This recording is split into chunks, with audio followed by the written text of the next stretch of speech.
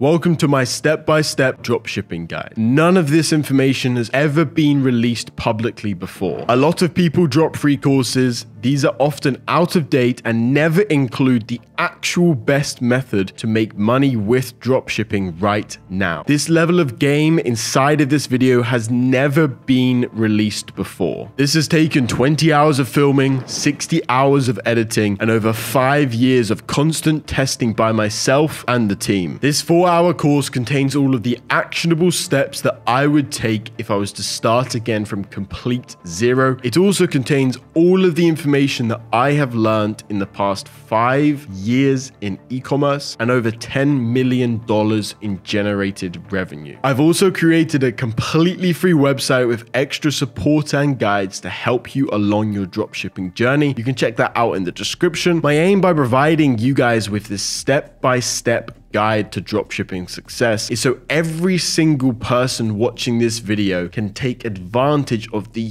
huge amount of money that is available with dropshipping right now in 2024. All I ask in return is for you to subscribe to this YouTube channel. I show you exactly how to do every single step in depth, including how to set up your store, the strategy to finding winning 6-figure products, how to outcompete competitors with search engine optimization and advertising strategies, how to find the correct suppliers that will help your business grow, how to survive in an incredibly competitive industry, and so much more. There is over 35 different sections inside of this course spanning over 4 hours. I hope you understand the value that is inside of this course, and I hope you take it seriously. This course can change your life if you take action and if you take it seriously and if you study it back to front. Before we get straight into the course, I want to remind you guys about 2 things. The first thing is timestamps. If you want to skip a section or you want to go back to a specific section, check out the timestamps in the comment section below. Also, make sure you go get those free extra resources as well. They will be linked in the description, and let's get straight into things. So what is dropshipping and is it dead?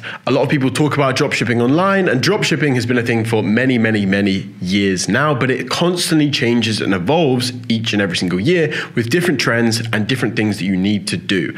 I've been doing dropshipping for over 5 years now, and I know a lot of other people that have been doing it even longer than I have, 7, 8, 9, even 10 years. Some of my friends have been doing it for. Dropshipping is a very interesting business model, and it is the best business model for a beginner to start with for one main reason. That one main reason is you don't have to invest a large amount of money into the actual stock and into the actual store to see returns and see traction. I'm going to use an example of opening a restaurant. If you open a restaurant, you have to lease the actual restaurant, you have to put a deposit down for it, you have to buy all of the actual raw stock, you have to get employees, you have to buy all the chairs and the tables. So you're literally $20,000, $30,000, $40,000, $50,000 down negative before you even start selling. With a model such as dropshipping, you don't have to do that.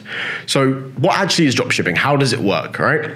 So dropshipping is where you're selling an item that you don't technically have at that point. A perfect example of dropshipping would be, let's say I want to sell lights, LED lights. So I make a website called ledlights.co.uk.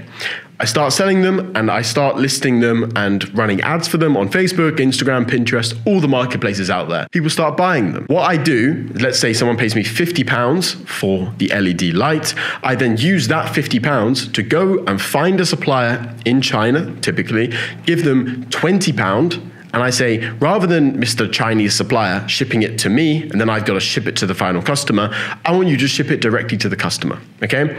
So basically, you're acting as a middleman doing the marketing. Essentially, you're just a marketer and you've got to deal with all the extra stuff, the branding and the actual marketing of the product, and you're taking the profit. Is dropshipping dead? A lot of people use these keywords of dropshipping is dead or dropshipping is saturated to just basically promote a different business model, but dropshipping is not dead. Dropshipping is not saturated. E-commerce has gone up each and every single year. Every single year, more and more people are buying stuff online, and the dropshipping model allows you to choose from a huge range of products, get products delivered to the customer and create a better customer experience, lower prices for the customer, and improves the entire business like all round, okay? Dropshipping is an amazing model and it just literally can't die. One thing I will say is every industry changes and it goes through flows and it goes through ups and downs. E-commerce, I'll put a chart on the screen right here, but e-commerce goes up and up and up and up every single year. You can also see back when COVID initially started that e-commerce shot up. This is when I first actually really started to see success with Shopify dropshipping during that era of the first lockdown. But dropshipping is not dead. Dropshipping is not saturated. Just things change. Back in 2016, 2017, Shopify dropshipping was, some say, in its height or in its peak, when it was very, very easy to start listing on the platform and actually get immediate sales and see traction very, very quickly. And that's obviously changed. Now Shopify dropshipping is a lot harder and there's better methods to actually do than that. And that's what we're going to be talking about in this video as well. So nothing ever dies. That's one thing. Nothing ever dies. No business model is ever dead or ever too saturated. That is literally a complete and utter myth. Dropshipping will never, ever die because as a model, it makes complete and utter sense.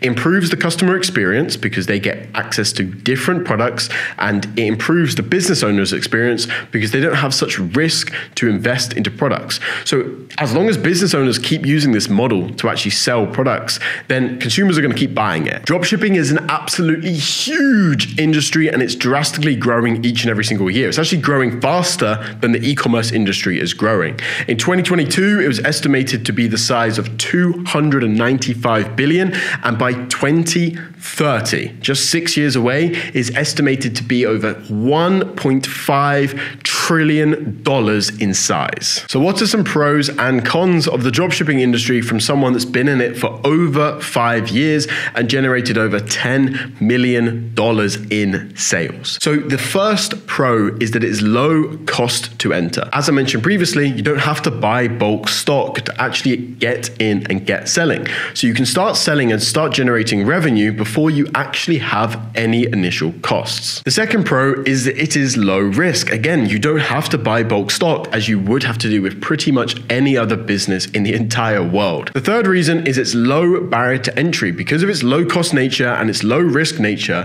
and literally all you need is a laptop and a Wi-Fi connection, or a computer and a Wi-Fi connection, it makes it incredibly easy for anyone out there to actually get started and get making money online. So because it's so low barrier to entry, because of the low risk and because of its low cost nature, it is by far the best business for a beginner to start, right? Online, offline, doesn't matter. Dropshipping is by far the best business for a beginner to start right now. So cons of dropshipping. Obviously, there's cons to every single business model out there, including dropshipping. The first con is that it is low barrier to entry, okay? As that is a pro, that is also a con. That means that there is a lot of competition and there's a lot of people out there. I will say that there's a lot of low skilled people that attempt dropshipping, which isn't really a problem, but it also means that people are very, very aware of dropshipping. We are going to mention in this guide like the best way to get around this in the way that is completely unsaturated, that no one pays attention to, and there's very, very little competition in. But just so you're aware, because it is low barrier to entry, that also means that there is competition in this industry. The second con is you are selling a product that you don't have full control of, okay? This is not normally a problem, but I still want to mention it as a con.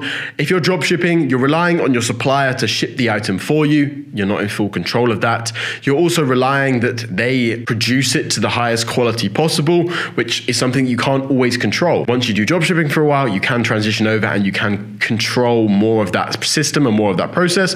But for now, when we're drop shipping, you've got to be aware that you're not in full control of every single little thing to do with the fulfillment, the actual shipping of the item, and the actual product and the manufacturing of the item. So to summarize, what is drop shipping? Drop shipping is where you're selling and marketing a product that is someone else's and you're shipping it, or you're telling the supplier to ship it directly to the customer's address. So you don't actually touch the product. This means it's low cost and low risk. There are two main types of dropshipping that I have personally done, which is Shopify dropshipping and Etsy dropshipping. So Shopify dropshipping versus Etsy dropshipping from someone that has been doing Shopify dropshipping for over 5 years and Etsy dropshipping for over 3 years and having generated millions and millions and millions of dollars in both of these industries. So let's start with Shopify dropshipping. So what is Shopify dropshipping? Shopify dropshipping is where you're building a website on the Shopify platform. So your own custom website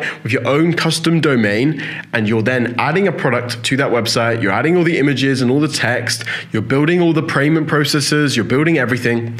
And then you're going to typically social media platforms such as Facebook, Instagram, Pinterest, Snapchat to then advertise and bring traffic from those platforms and bring them over to your website. The perfect example of a Shopify dropshipping product is the product called the Blend Jet, which is a portable blender. So this is a product that has now transitioned over to actually creating the product, but initially started as a drop-shipped product from AliExpress. So it's a portable blender. It's very, very simple product, and they've created all the marketing around it.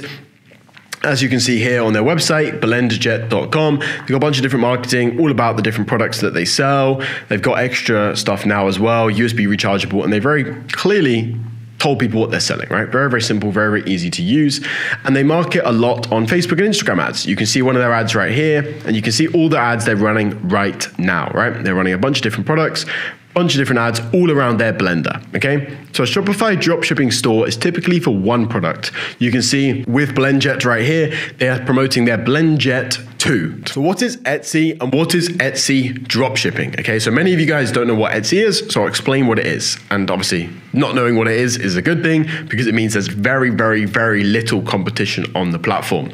So Etsy is a marketplace like eBay or Amazon, and a marketplace is basically a big website where you're selling on their platforms. It's got individual sellers on it, right? On Amazon, there's millions and millions and millions of sellers selling different things from toilet paper to keyboards to lights. It's exactly the same thing on Etsy. Etsy is different in one main factor. The one main factor that sets Etsy apart from marketplaces like eBay or Amazon is that Etsy is for unique items. So think items made of metal, think items made of ceramics, think items made of straw and cloth, and also other similar materials that are unique in like that sense, right? Don't think plastic items, don't think toilet paper and everyday items. There's two main differences between Shopify dropshipping and Etsy dropshipping. The first difference is that with Etsy dropshipping, you don't have to build a website. So if you look at the BlendJet website, it's very complicated. They've got lots of complicated videos and pictures. They've custom developed a bunch of different things. They've put a lot of information on the website. And you have to do that when you have a Shopify dropshipping store. You have to add a lot of stuff to the thing because people don't trust a random website. Whereas with Etsy, because it's a marketplace, you have very limited access to change things. And this is a good thing, okay?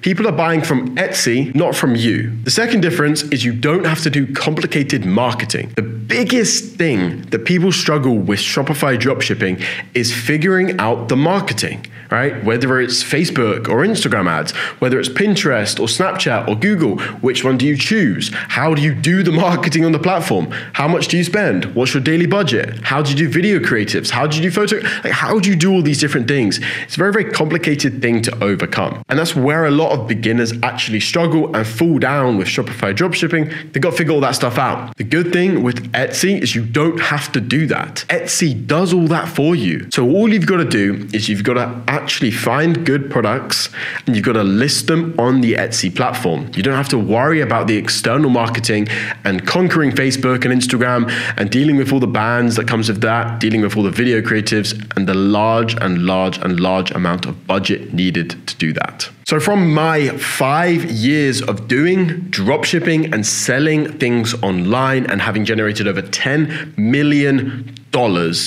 Etsy dropshipping is way, way better for a beginner to do rather than Shopify dropshipping because Etsy is so much easier. There's no competition on the platform right now. Like there's literally no competition on the platform right now. It's much lower cost to start than Shopify dropshipping. It's much easier if you don't have technical knowledge, and it is just better across the board to start right now compared to Shopify dropshipping. Over the next few hours, I'm going to teach you how to create an Etsy dropshipping store as a complete beginner. I'm going to go over account and store creation, product research, niche research, scaling your store, and everything else from A to Z completely for free with absolutely no strings attached. There are 4 main ways to sell on the Etsy platform. Number 1 is digital products. Number 2 is POD, also known as print on demand products. Number 3 is dropshipping products. And number 4 is handmade products, okay? So number 1, digital products. So digital products are typically like daily planners, spreadsheets, profit and loss calculations, all these types of things, okay? They sound like a really good product in theory, but they're very, very, very competitive because everyone thinks they're amazing. So everyone tries to sell them. So then everyone goes lower and lower on pricing. So you're selling products for like £1 or 50p or £2. And everyone just ends up stealing everyone else's product because it's very hard to actually enforce that one spreadsheet is your spreadsheet and it's not someone else's spreadsheet. The second product is POD, also known as obviously print on demand. Print on demand is often where you're printing a large design or some sort of design on t-shirts and hoodies or blankets, things like this. And that t-shirt will be related to a specific theme. Print on demand on the Etsy platform is quite a popular niche in that a lot of people, again, the same as digital products, try to sell within this niche because in theory, it's very, very simple and easy to do. But in reality, it's actually very, very hard to make this work because there's so many people trying to do this. I have done POD a lot in the past as well. And I know people that still do POD to this day.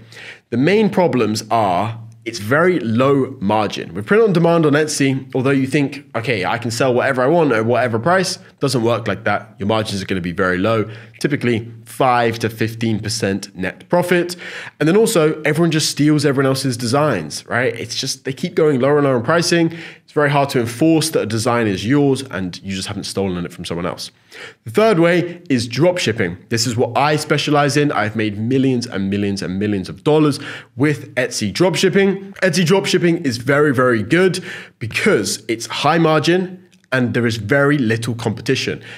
Very few people actually know how to dropship on the Etsy platform and do it correctly. And obviously that's what we're going over in today's guide, how to actually dropship and how to do that on the Etsy platform and make money from it. The reason why dropshipping is super, super good is because you have access to millions of products, over 100 million products you can get immediate access to in China, whereas with digital products, you've got to either make it or steal it from someone else or employ someone to make it. With POD products, you've also got to actually design the products or you've got to steal it from someone else. And it's just very complicated to make new products. Whereas with dropshipping, you essentially have an unlimited amount of products to take from that you're allowed to use and you're allowed to sell.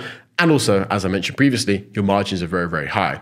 You can also scale very, very quickly as well because you have access to very, very good suppliers in China. The fourth way is selling handmade products on the Etsy platform. About 5 to 6 years ago, Etsy was heavily, heavily known for handmade exclusive products. In the past 3 to 4 years, they've gone away from the image of being a handmade only platform to being a unique platform. Handmade products are terrible because you can't scale it, right? If I'm sat there making jewelry all day, how many earrings am I able to make in a day? 10, 20, 30? That means I literally can only make 30 a day. So it's very hard to scale that and very hard to actually make a lot of money hand making products and selling them on Etsy. And especially as you're competing against people dropshipping, which can do very, very low pricing because they're using machines, you can't physically hand make products at anywhere near the cost as someone can produce it in a factory in China. So in order to sell on the Etsy platform and to dropship on the Etsy platform, it's important to initially understand the current sellers and the current buyers on the platform. So a perfect resource to look at this is the top 100 Etsy sellers list, okay? So this is the list right here. It's on a website called marketpulse.com. The top seller on the Etsy platform is called Caitlin Minimalist. So what we're gonna do is we're gonna open up the top 10 Etsy sellers, and we're going to have a quick look at each and every single one of them. One thing I want to tell you guys here is that, look, this is the 30-day sales. It's updated every single day. So you can see Caleb Minimalist here has done 74,154 orders in the past 30 days. Okay, so this is the Caleb Minimalist store. Caleb Minimalist is a very big jewelry store, and the store has done 2,780,000 orders. Roughly, the average order that someone purchases from here, average like what they roughly spend, is around $30. So that means they have done over $80 million in sales, in revenue on the Etsy platform. What we can see here is that they sell very, very simple jewelry. Obviously, it's in the name, minimalist. This refers to the minimalist nature of their jewelry. So you can see a lot of, obviously, female products. It's super nice products, but it's not very expensive products. $30 for a piece of jewelry is obviously not very, very cheap, but it's not very expensive. It's kind of middle tier for jewelry and for this type of jewelry. Again, it's very, very simple. A lot of simple, nice, high quality and unique items are being sold on the Caleb Minimalist store. Obviously, we'll get to product research later on in this video, but Caleb Minimalist is a perfect example of a dropshipping store. They are selling very simple jewelry that you can easily find available in China, and they are selling it at a huge markup. Most of these items right here are you're able to find on AliExpress, a huge Chinese dropshipping website, for $1 to $4 delivered. So they're selling it for 30. You can do the math and figure out how much money they have made out of $83 million in revenue. The second store here is a beads store. They're selling a bunch of low, very, very cheap items that are just beads, and they're obviously charging for shipping. So their average order value may be anywhere from 10 to 25 USD, and they've done 600,000 orders, okay? This store, again, is very, very simple. These items, again, are available in China, right? These aren't handmade items. These are drop-shipped items or items that they have bought in bulk from China and then put them in a US warehouse, okay? So the third store right here, let's take a look at the third store, is a seed store. This is not something that we can really replicate, but it's interesting to understand that people are willing to buy a huge range of items on the Etsy platform. So the first two stores we looked at were jewelry stores, and this store is obviously a seed store. As you can see, they've done 831,000 unique orders, which is obviously a ridiculous amount of orders, and they've been on the platform for many, many, many years. The fourth store is a card store where they're selling all types of different cards. They have available 7,000 cards available, like birthday cards, Christmas cards, all this type of things. And they've got 463,000 orders available on the website. The fifth store is obviously a very, very interesting store. It goes back to jewelry again. We're seeing a bit of a trend here. Out of the top 5 stores, 3 of them are jewelry stores, and those 3 stores all have products that you can easily find in China and you can easily drop ship from China. So this fifth store is Silver Rain Silver. It's got over 1 million unique orders, and they're selling lots of cheap jewelry. All this jewelry is available in China. You can very easily search it, and I'll show you guys that a bit later on. But this is a perfect example of a store that you can create and easily dropship from China. They have over 5,000 items available on there. Silver Rain Silver has done over $1 million in revenue in the past 30 days, and they have made so much profit on that because they're selling very, very cheap jewelry, which they again can get from $1 to $4 directly from China, okay? So the sixth store is a stationery store, greeting card store, all different types of kind of print on demand store.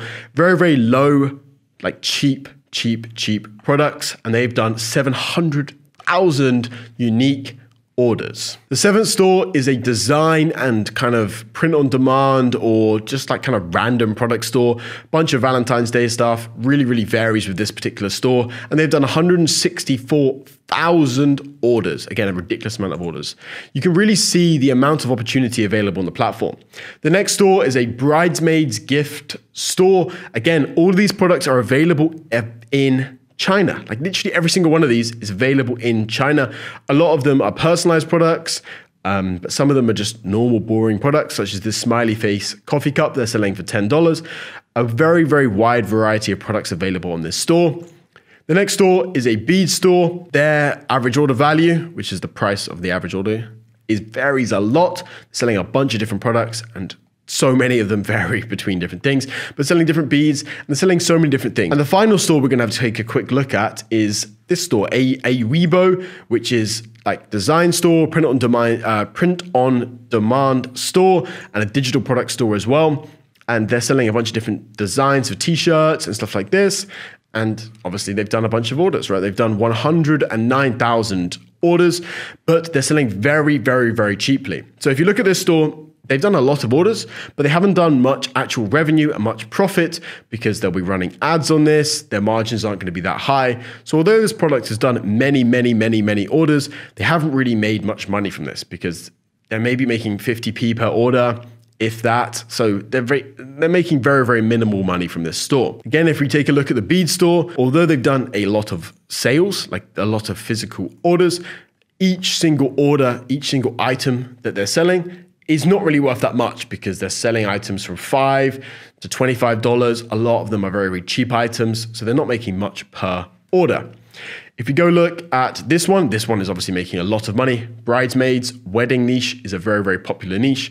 1.7 million unique orders, ridiculous amount of unique orders. A lot of products are drop shipped. A lot of products are available in China as well. But this store is really, really a good one to look at. This is one of my favorite stores on the Etsy platform and one of the best examples of a good way to do drop shipping. They're selling good quality jewelry that you can buy directly in China, and they are shipping it to their customer, and they are providing a good customer experience, but they're also making bucket loads of cash. But the perfect example of what a dropshipping store can be is Caitlin Minimalist, which is obviously the biggest store on the Etsy platform, 2.8 million orders, unique orders, over $80 million in revenue, tens and tens and tens and tens and tens of millions of dollars in profit. And this is the perfect example of a store where, obviously, we'll go into product research later, but a lot of these products you can find directly on China, and you can take some money away from Caitlin Minimalist, right? Even if you're taking 1% of their sales each and every single year, we're talking hundreds and hundreds and hundreds of thousands of dollars. The main takeaway after looking at the top 10 Etsy stores is the target market that we should be focusing at, okay? If we look at all of these stores, they aren't targeted towards 20-year-old males. They aren't targeted towards 60-year-old males. They aren't targeted to men really at all. They are heavily, heavily female focused. So this is something you need to understand as we talk more about Etsy. Is like the female market, typically the 30 to 60-year-old female market, is the far majority of buyers on the platform. So now that we understand who is buying on the platform, 30 to 60-year-old women, who is selling to these people? This is a very interesting thing. This is something that sets Etsy apart from Shopify dropshipping, eBay, Amazon, all these other platforms where it's majoritively younger, very, very hungry guys selling on the platform. With Etsy, it is older women. The average age of an Etsy seller is 39 years old. Typically, 40-year-old women don't want to make millions and millions and millions of dollars. They don't have that motivation. The competition is easy to compete against. It is so much easier to compete against the Etsy sellers, which are 40-year-old women, than a 20-year-old dude that is selling on Shopify dropshipping. So what is the cost to start dropshipping on both the Etsy platform and also the Shopify platform as well? So let's start with the cost for Shopify dropshipping. With Shopify dropshipping, you're going to need to spend $1,000 to $3,000 to get the ball rolling and actually get things started and understand and actually find your first winning product. So what about with Etsy dropshipping? There is zero startup costs for Etsy dropshipping. The reason why there is no startup costs for Etsy dropshipping is because when you get an order, you then spend that money for the order. So you get an order for £50 for a t-shirt, you then use £20 of that money to pay the supplier, so then you're taking home £30, right? There's no negative cost when you actually get an order. And with the marketing, that's the biggest expense of the Shopify side of things, the marketing. With the marketing on Etsy, you don't have to pay Facebook. You're not paying Snapchat. You're not paying any of these other companies. You're paying Etsy for a very small amount of platform ads, and with those ads, you don't have to pay them for 30 days. And because you're making money instantly, with obviously the methods we're going to talk about in this video, you don't actually go negative. So it's literally zero startup costs to get started with Etsy, and there's just no strings, there's no extra fees, there's no extra costs. It's zero to start up with Etsy dropshipping. How much money can you make from Etsy dropshipping? The net margin with Etsy dropshipping, if you do it correctly and use the methods in this video, are going to be 25 to 50% net profit. So that means if you sell something for $100, you are going to be making anywhere from $25 to $50 in your pocket. This is amazing because with Shopify dropshipping, your margins, I've done it many years, are going to be anywhere from 10 to 20%. If you're lucky, really it's going to stay around 12.5 to 15% take home. So you sell something for $100, you're making $12.50 to $15 in your pocket. If you follow this video and you stick to my advice, and you're a complete and utter beginner, this is the first thing you've sold online, you honestly can make $3,000 profit, pure cash, in your first 30 days on the Etsy platform. So if you were to look at the costs and also the actual earning capability of Etsy dropshipping versus Shopify dropshipping, Etsy is obviously the clear winner, and that is why I'm telling you and doing this free guide for you guys today. A lot of people promote Shopify, but right now that is not the best way to make money online and make the most money in the shortest period of time. And the reason why I'm saying $3,000 profit in your first 30 days is because that's kind of what I've seen other people have been able to do with my information and following this video, right? And following the steps that I'm giving and laying out for you guys today. So one thing I will say is that is not the cap. I have seen people come onto the platform and earn $20,000, $30,000 in their first 30 days using Etsy dropshipping, using my methods. So there is literally no cap. We've shown you stores that have made $80 million in revenue and tens of millions of dollars in profit, okay? So there is literally an unlimited amount of opportunity with Etsy dropshipping right now because obviously the competition, the low barrier to entry, and just how much money you can make in such a short period of time. This next section is going to be about motivation and mindset. And before you skip this section and skip to the next section, trust me, this is a very important part. I've been doing online business for 5 years, and the practical steps only will take you so far. The mindset and your mindset and how you control your mind and how you perceive information and how you perceive online business is incredibly important. If you don't have the correct mindset, you won't be able to use the actual practical steps to take you to the next level and actually become successful. So pay attention to this module and make sure you take notes. So what is the mindset you need to be successful? Really, the most important thing is belief. You need to believe in yourself and you need to have delusional optimism. You are doing something outside of the norm here. You aren't doing a 9-to-5. You aren't focusing on school and focusing on the typical normal path. Maybe your parents and your friends and your teachers will say trying to start an online business is delusional and it's crazy and it won't work, and all these different words that are going to negatively impact you, right? If you perceive everything as a learning process and you perceive that you are on a beginning step and you are just a beginner and this is all going to work out, it will work out. The reason why I say belief is so important is because I've seen it firsthand. I believed it was going to work. I believed online business and entrepreneurship was the correct path for me. And I believed enough, obviously I had doubts, but I believed that it was possible. I believed that there was people out there earning money, and that put enough belief in me that I was like, shit, these people aren't smarter than I am, so I can fucking do it. Just like you guys watching this right now, like I'm not smarter than you guys. I've just been doing this longer and I've stuck with it consistently. So the first thing you need to do is believe that this is possible. Go look at even my case studies on this channel and go understand that Etsy dropshipping is a viable business model and that it is possible. Another very important mindset shift that you have to instill and you have to understand is that losses or mistakes are just learnings. Often in school and in work, you are put down for your losses. Really, that is the best place to learn. Obviously, we're going to go over the practical steps today,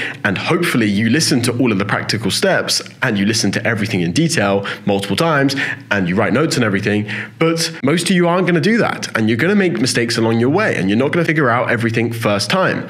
But as long as you make a mistake and learn something from it, you'll be fine. Another thing around your mindset that you need to instill into your brain and that will change your entire life is something I say to myself and something I say to people around me and my employees is speed with the daily tasks and patience with the overall goal. So each and every single day, you need to work hard, and we'll talk about productivity and how to do that best in this course, but you need to move with speed each and every single day.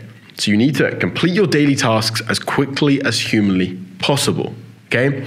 People often overestimate what they can do in a day, but underestimate what they can do in a year. That's where the patience comes in. Understand that you're not going to win with Etsy dropshipping like that. First day, you're not going to make loads and loads of money. Things take a process. You're not going to make millions and millions of dollars in your first month. It's a process. You've got to learn it. You've got to figure it out. Understand that each and every single day, you need to make the most of every single minute of every single day, but understand that nothing's going to happen overnight. Literally 99% of people quit in their first year. No one sticks with it.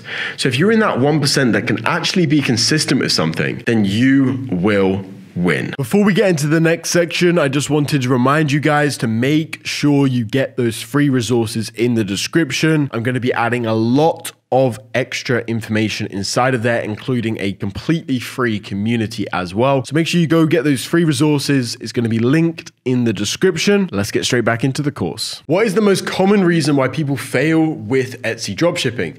The most common reason is people don't stick with it. They see the first little hurdle and then they aren't able to jump over it, or they don't even attempt to jump over it, and they just fail and they give up. It is very important to understand that nothing happens overnight, and you're going to come across L's. You're going to make mistakes, but as long as you keep moving and you learn from those mistakes, then you will always succeed. Especially with Etsy. As long as you stay consistent, as long as you stick with it, you will make money. It's an absolutely insane opportunity right now. So you will make money, but you have to stick with it. Another huge reason why people fail with Etsy dropshipping is because they lack self-accountability.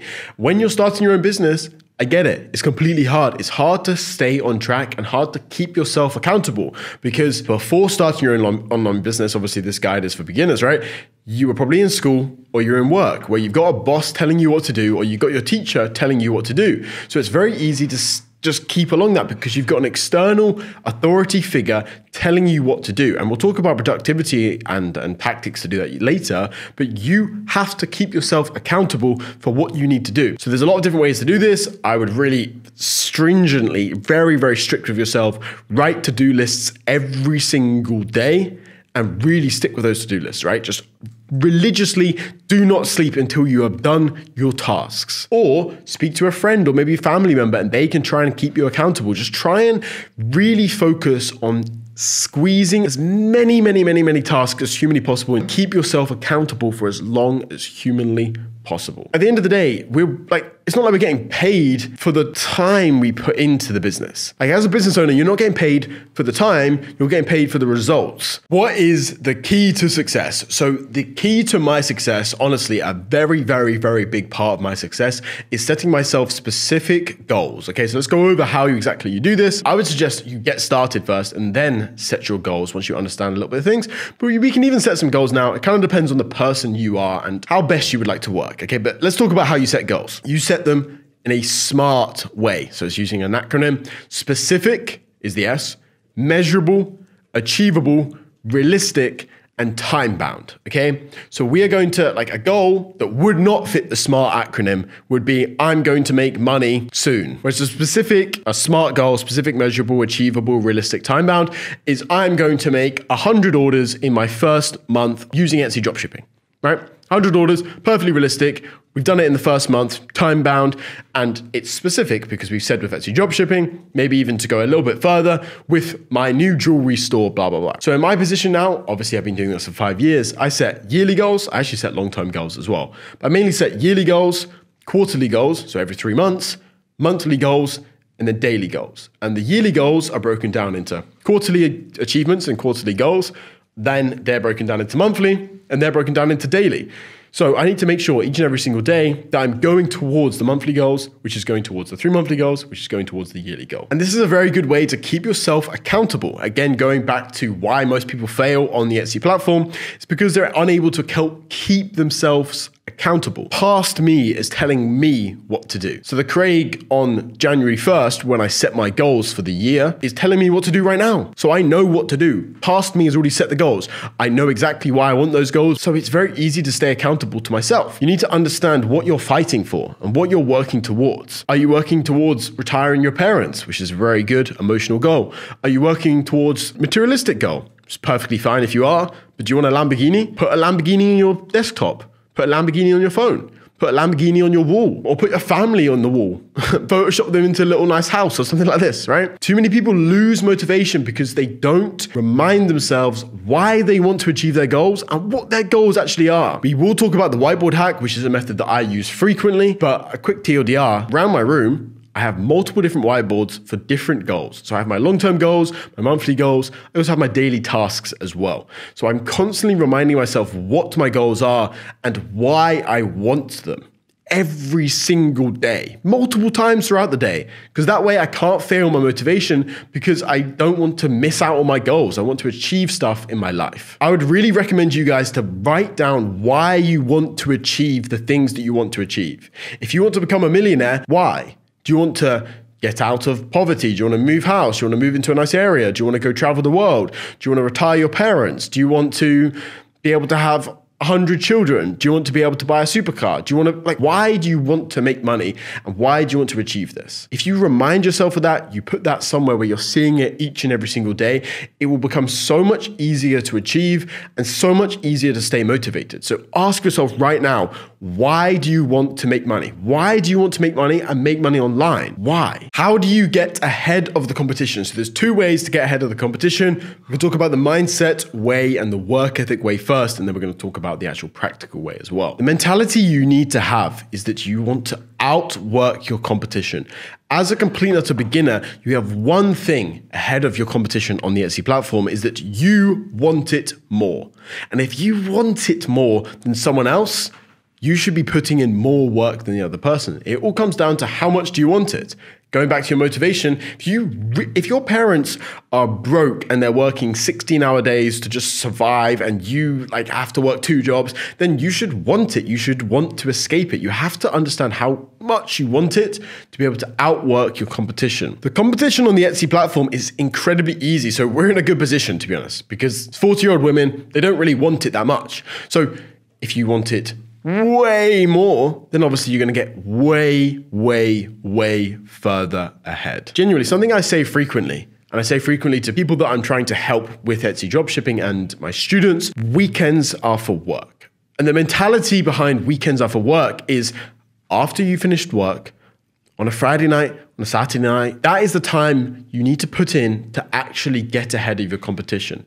Because people on the Etsy platform and people in life and people in general are lazy. They want to do the bare minimum to just get by and stay comfortable. They want to stay in the comfort zone. But to actually succeed in business, you have to go above and beyond and you have to work extra. I get it. After school, after your 9 to 5, after work, you're tired. You're mentally drained from just doing some boring shit all day and you're mentally tired and you don't want to do something else. But you have to get up and do something. And every single day. That's honestly the best way. That's the best piece of advice I can give if you actually want to stay ahead of your competition and you actually want to win. You don't have to do 17 hours of work every single day. You don't have to work 5 hours every single day, but just work on it every single day. The reason why I say every single day is because your mind wins. Your mind, you're pushing it into your mind. You have to work every single day, work every single day, work every single day. That's the thing with the gym. The thing with the gym is you need to go to the gym every single day or 6 days a week. You need to go a lot of time.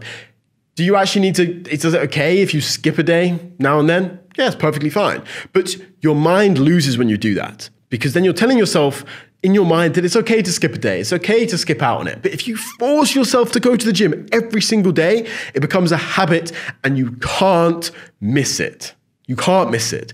Just the same as work. If you work every single day, even if it's 15 minutes, even if it's 30 minutes, for an hour, doesn't matter, but just every single day, that is how you stay ahead of your competition and you get addicted to it. It becomes a habit. And if it becomes a habit, you will easily be able to stay consistent for many, many months and years to come. So the second thing I'm going to talk about is the practical side of things. In business, normally the best way to focus on competition is to not focus on them at all. It's to build the tallest skyscraper. This is something Gary Vee says, is build the tallest building rather than tearing down all the other buildings around you.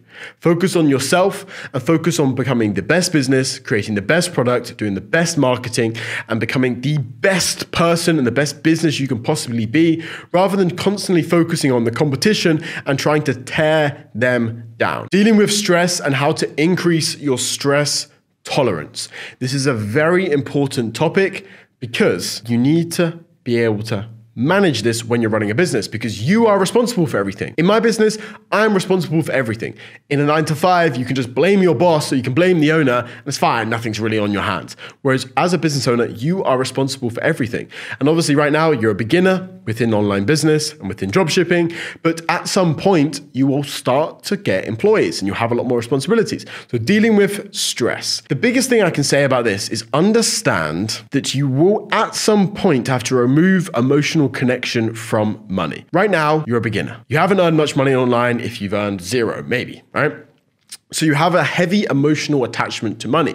But as you start earning more and more and more money within business, you have to remove emotional connection to the money. You have to understand that money is basically soldiers. Money is soldiers, right? And you've got to put them to war is essentially the way, is a good analogy to use. You've got to be aware that they might not come back or they might come back and bring even more soldiers. If you understand this, then you will remove the emotional connection to money, and that will remove a lot of the stress attached with losing money. At the end of the day, if you lose money, but you gain a lesson and you learn something from it, it's actually a positive experience. So all the stress you're feeling and all the pain you're feeling is essentially a learning experience.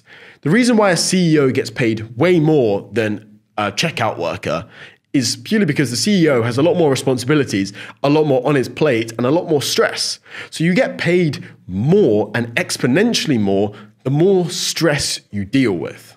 If you understand this, you will see stress almost as a good thing, and almost as a good thing because you're doing things correctly. There's more chips on the table, more stuff's happening, right? You're making more money, things are going better, things are going well. There's more to play for. Whereas right now, there's nothing to play for. There's nothing to stress about. You have no money to lose right now. You've made no money online. So if you understand stress is actually a good thing, and stress is a positive thing, and by controlling it and having a tolerance for it, you will make more cash. You will always succeed.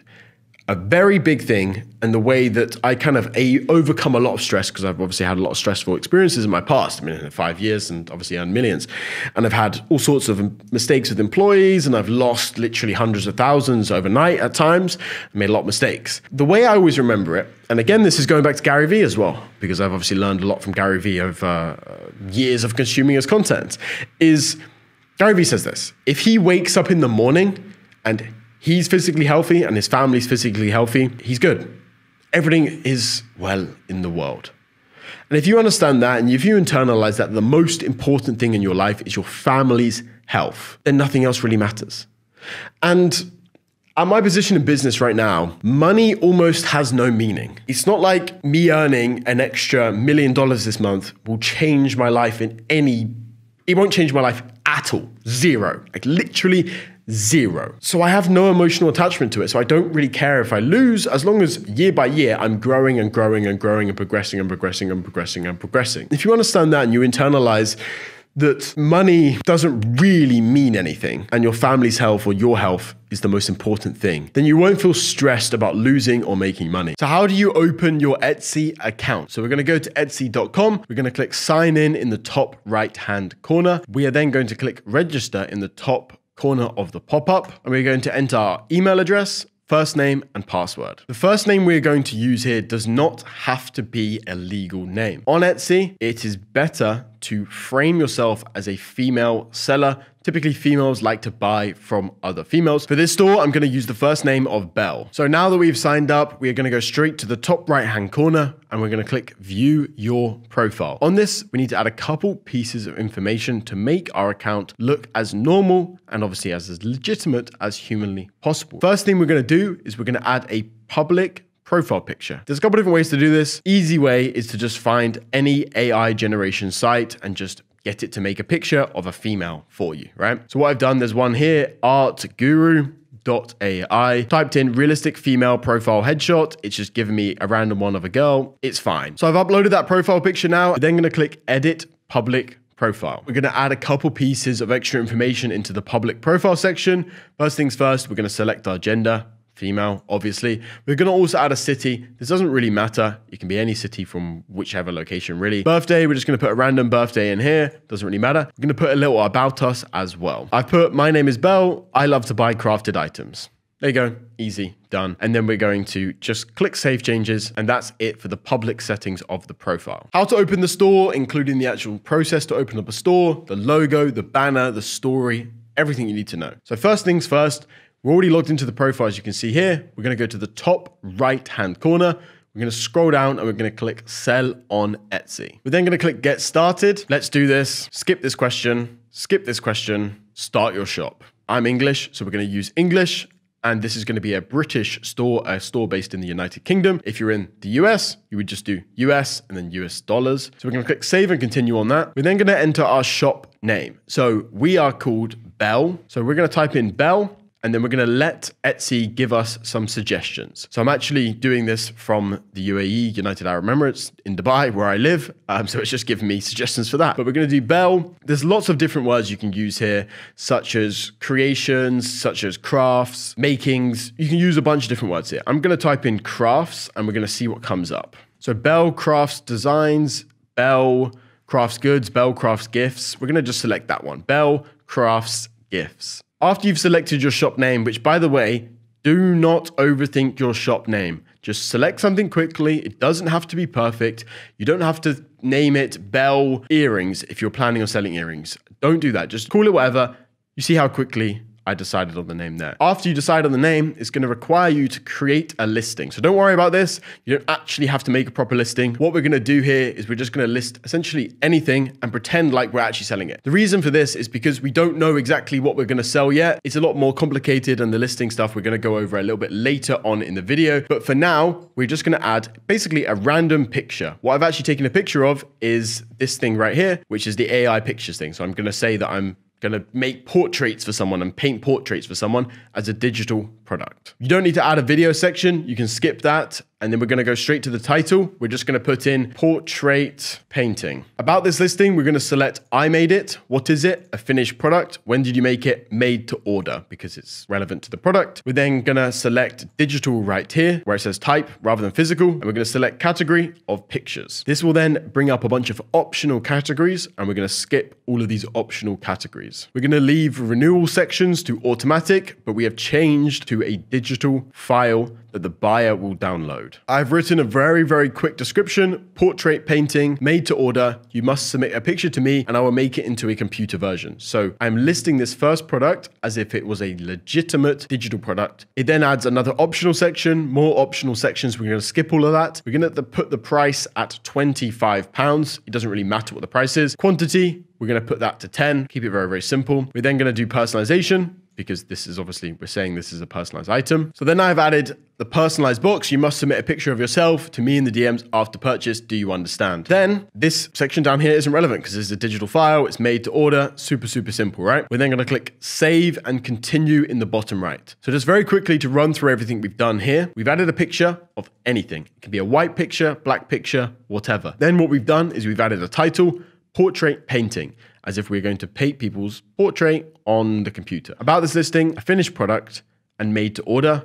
Category is digital prints. I've skipped all of these optional sections, right? Optional, we don't want to do it. We're skipping it. Renewal options, is automatic. We've left that by default there. Type, rather than physical, which is the default, we've changed it to a file the person will digitally download. In the description, we've just added some random words, basically, relevant to the item. We've skipped the optional sections there. We've added the price of £25, quantity of 10, and then we've added a personalization section as well, because that is relevant to the item that we're selling. This section here is not relevant, and then the returns and exchanges section is not relevant, and we're going to click save and continue. So this is the next screen. Great job on your first listing. You're one step closer, and it prompts you to add more listings to your store. We are not going to add more listings right now. We are going to click do this later. So this section is how you'll get paid. What we're going to do here is we're going to enter the details relevant to us. This is a beginner's guide. Nothing is too complicated here. Okay, this is very, very simple. So my bank that I'm going to be added is located in the United Kingdom. So I'm going to select United Kingdom. Initially, again, we'll talk about this later, but for the beginning, individual is perfectly fine. There is a section on taxes and limited companies later in this video, but for now, don't worry about that because we're going to get to that later. Put your country of residence, your first name, your last name, your date of birth, all that cool stuff, and then put your taxpayer address, which is your legal address that will show on your ID, and then you enter your bank details and your bank account information. So I've just finished the how you'll get paid section, and obviously I can't show you that because it's my personal information, but now we're on the setup billing section. So in here, you just need to add your credit card number, your expiry date, CVV, boring stuff like this, billing address, things like this. This is just to verify who you are, and just in case they need to charge your card, maybe if you're refunding a customer, you don't have money in your balance in the future. So I'm gonna go do this now, and I'll catch up with you guys in a second once I've done this. So we've entered our card details, and now the next stage is keep your shop safe. Okay, so what we're gonna do here, I would personally recommend an authenticator app. So don't go to your phone, open up your phone and download either Google Authenticator or Microsoft Authenticator. Okay, so it's a little app on your phone. I'm gonna do it right now. So we're gonna click continue, and then we're gonna click continue as well. And we're gonna just enter this code right here into our phone. So I've used my phone to scan that screen, and then it shows up a little code right here. So I'm gonna enter the code very quickly, and then I'm gonna press continue. These are my backup codes right here. So I'm gonna save my backup codes to my computer. I'm also going to write them down and put them in a safe place. If you lose your backup codes or you lose your phone, you won't be able to log back into your store. So make sure you save your backup codes somewhere, write them down, put them in a drawer, hide them somewhere in your room, something like this, and make sure you do that and do it properly. And now what we're gonna do is we're gonna click open our shop. There you go. The shop is open for business. So now we have opened the store. Hi there, Bella Craft Gifts. We got a bunch of stuff on here. So now we are going to get into actually branding our store and how to go about that. So the next thing we need to do is we need to make the logo and the banner. We're going to use a service called Canva to do so. There is a sign up link to Canva in the description. So go check that out. So you get a bunch of free extra stuff when you sign up using that link. So once you've made your free account, we're going to go to the left-hand side and click on templates. We're going to go to the search bar on the top and type in Etsy logo. Once we have done that, we're on the Etsy logo templates. We're going to go to all filters on the left and scroll to the bottom and click where it says price. We're going to click free and then click apply. We're then going to scroll down for 1 second and just choose a random logo that we think looks good. Let's do this one. Beige crochet modern lines logo. We're going to click customize this template. Again, we haven't paid for anything. It's a completely free service. Canva is very, very good. We're then going to type in Bella Crafts, and then we're going to type gifts at the bottom here, because that's the store name of our store. Because this is quite small, we don't want it to be this small. We want our customers to be able to actually read it. We're gonna make this a bit bigger. We're gonna put it in the middle. And we're also gonna make this a bit bigger. And we're gonna put it there. This gifts one's a bit too small, so we're gonna increase the font size right there. And we're gonna put that right in the middle. We're gonna put that right there. And we're going to put gifts right at the bottom right there. So that's that done. There's no reason to overcomplicate this. The logo isn't really that important, as long as it looks reasonably clean and easy to actually read. We're going to go to the top right and click on share. We are then going to click the download button right here, and then PNG, which will be automatically selected as the correct one. We're then going to go and click download. So that is downloaded for us right there. We are then going to go back to Etsy. We are going to click the little picture, choose a file. We are going to choose our logo. So then we're going to click save, and that's our logo. Looks beautiful. The next thing we want to do is we need to make the banner. So we're going to go back to Canva. We're going to go back to all templates. We're going to go to the top right and we're going to type in Etsy banner. First things first, we need to go and click all filters and come down here and select free. And then we're going to choose one of these free ones right here. We're going to have a quick scroll down and we're just going to find one that's very beige, very brown, very, very simple. This one looks okay. It's actually a LinkedIn banner, but we can use this. It looks perfectly fine. Doesn't need to be too fancy. So we're going to change this to Bella Crafts gifts. And then we're going to write this as gifts underneath. I'm going to change this to a B and this to a C. And then just the same way we did before, download and then download again. Once that's downloaded, we're going to go back over to Etsy.com. We're going to click add a banner. We're going to select mini banner and we're going to click done and then add an image. And we're going to click open on that particular one. That looks perfectly fine. You can rearrange it obviously with that button right there, but this looks perfectly fine to me. So now we've made the logo and we've made the banner. We are going to add a shop title and describe our shop in one very, very simple sentence. We haven't actually decided which products we are going to add on this because we'll go over adding products later, but this is normally where it's relevant to your products. Bella Crafts Gifts is going to be a jewelry store. So this is going to say, we love to craft jewelry for all. Doesn't have to be fancy, doesn't have to be too creative. We're then going to scroll down ever so slightly and we're going to add a story headline and we're going to add a very, very short story about our store. Because we're doing a jewelry store, we're going to keep it very, very simple and we are going to write about our jewelry. Something along the lines of, we live to craft jewelry and have been doing so for 10 plus years. Cool, that's the headline. And then we're going to write a little story. So I've written a very quick story. My name is Belle and I love crafting jewelry in my spare time. I've been doing this for over 10 years. I finally decided to start selling on Etsy to make extra income to provide for my family. I also want to share my beautiful jewelry with the world. I'm not thinking about it too much. So shop members, very quickly, I'm just going to add a little shop member, Belle, because this is a one-person store. So we're going to select the profile picture of Belle. We're then going to add the member, Belle, owner. So I've done that. Shop members, Belle. I love my 3 children, my dog, Charlie. Again, we're building into the element of Etsy. The people that buy on Etsy often buy based upon emotion. They're normally 40-year-old women that purchase on the platform. So we want to go into that role of a 40-year-old woman that is selling to people on the platform, okay? Out of everything else here, we do need to add one more thing, which is the shop policies. So shop policies are basically your return policy, things like this. We're just going to click create policy and we're just going to allow returns and we're going to allow exchanges and we're going to allow these within 14 days. We're going to click save and apply. So that's it for creating the store. We try to do it as quickly as possible because we don't really need to think too much about this now. Later on, you can always come back and make the perfect logo or make the perfect banner. That's how you do it. Your environment is another very important thing in terms of your mindset and in terms of your ability to actually be successful within the dropshipping world. If your environment and your friendship circle is constantly full of people that are negatively speaking about what you're doing and aren't positive people actually focused on improving and bettering their lives, you will never get anywhere. The cliche quote of you are the sum of the 5 people you spend your time with is completely and utterly true. One thing I will say with this is if you don't have friends that are focusing on business and you don't have family members that are focusing on business or anyone you can speak to, there's 2 ways to do this, right?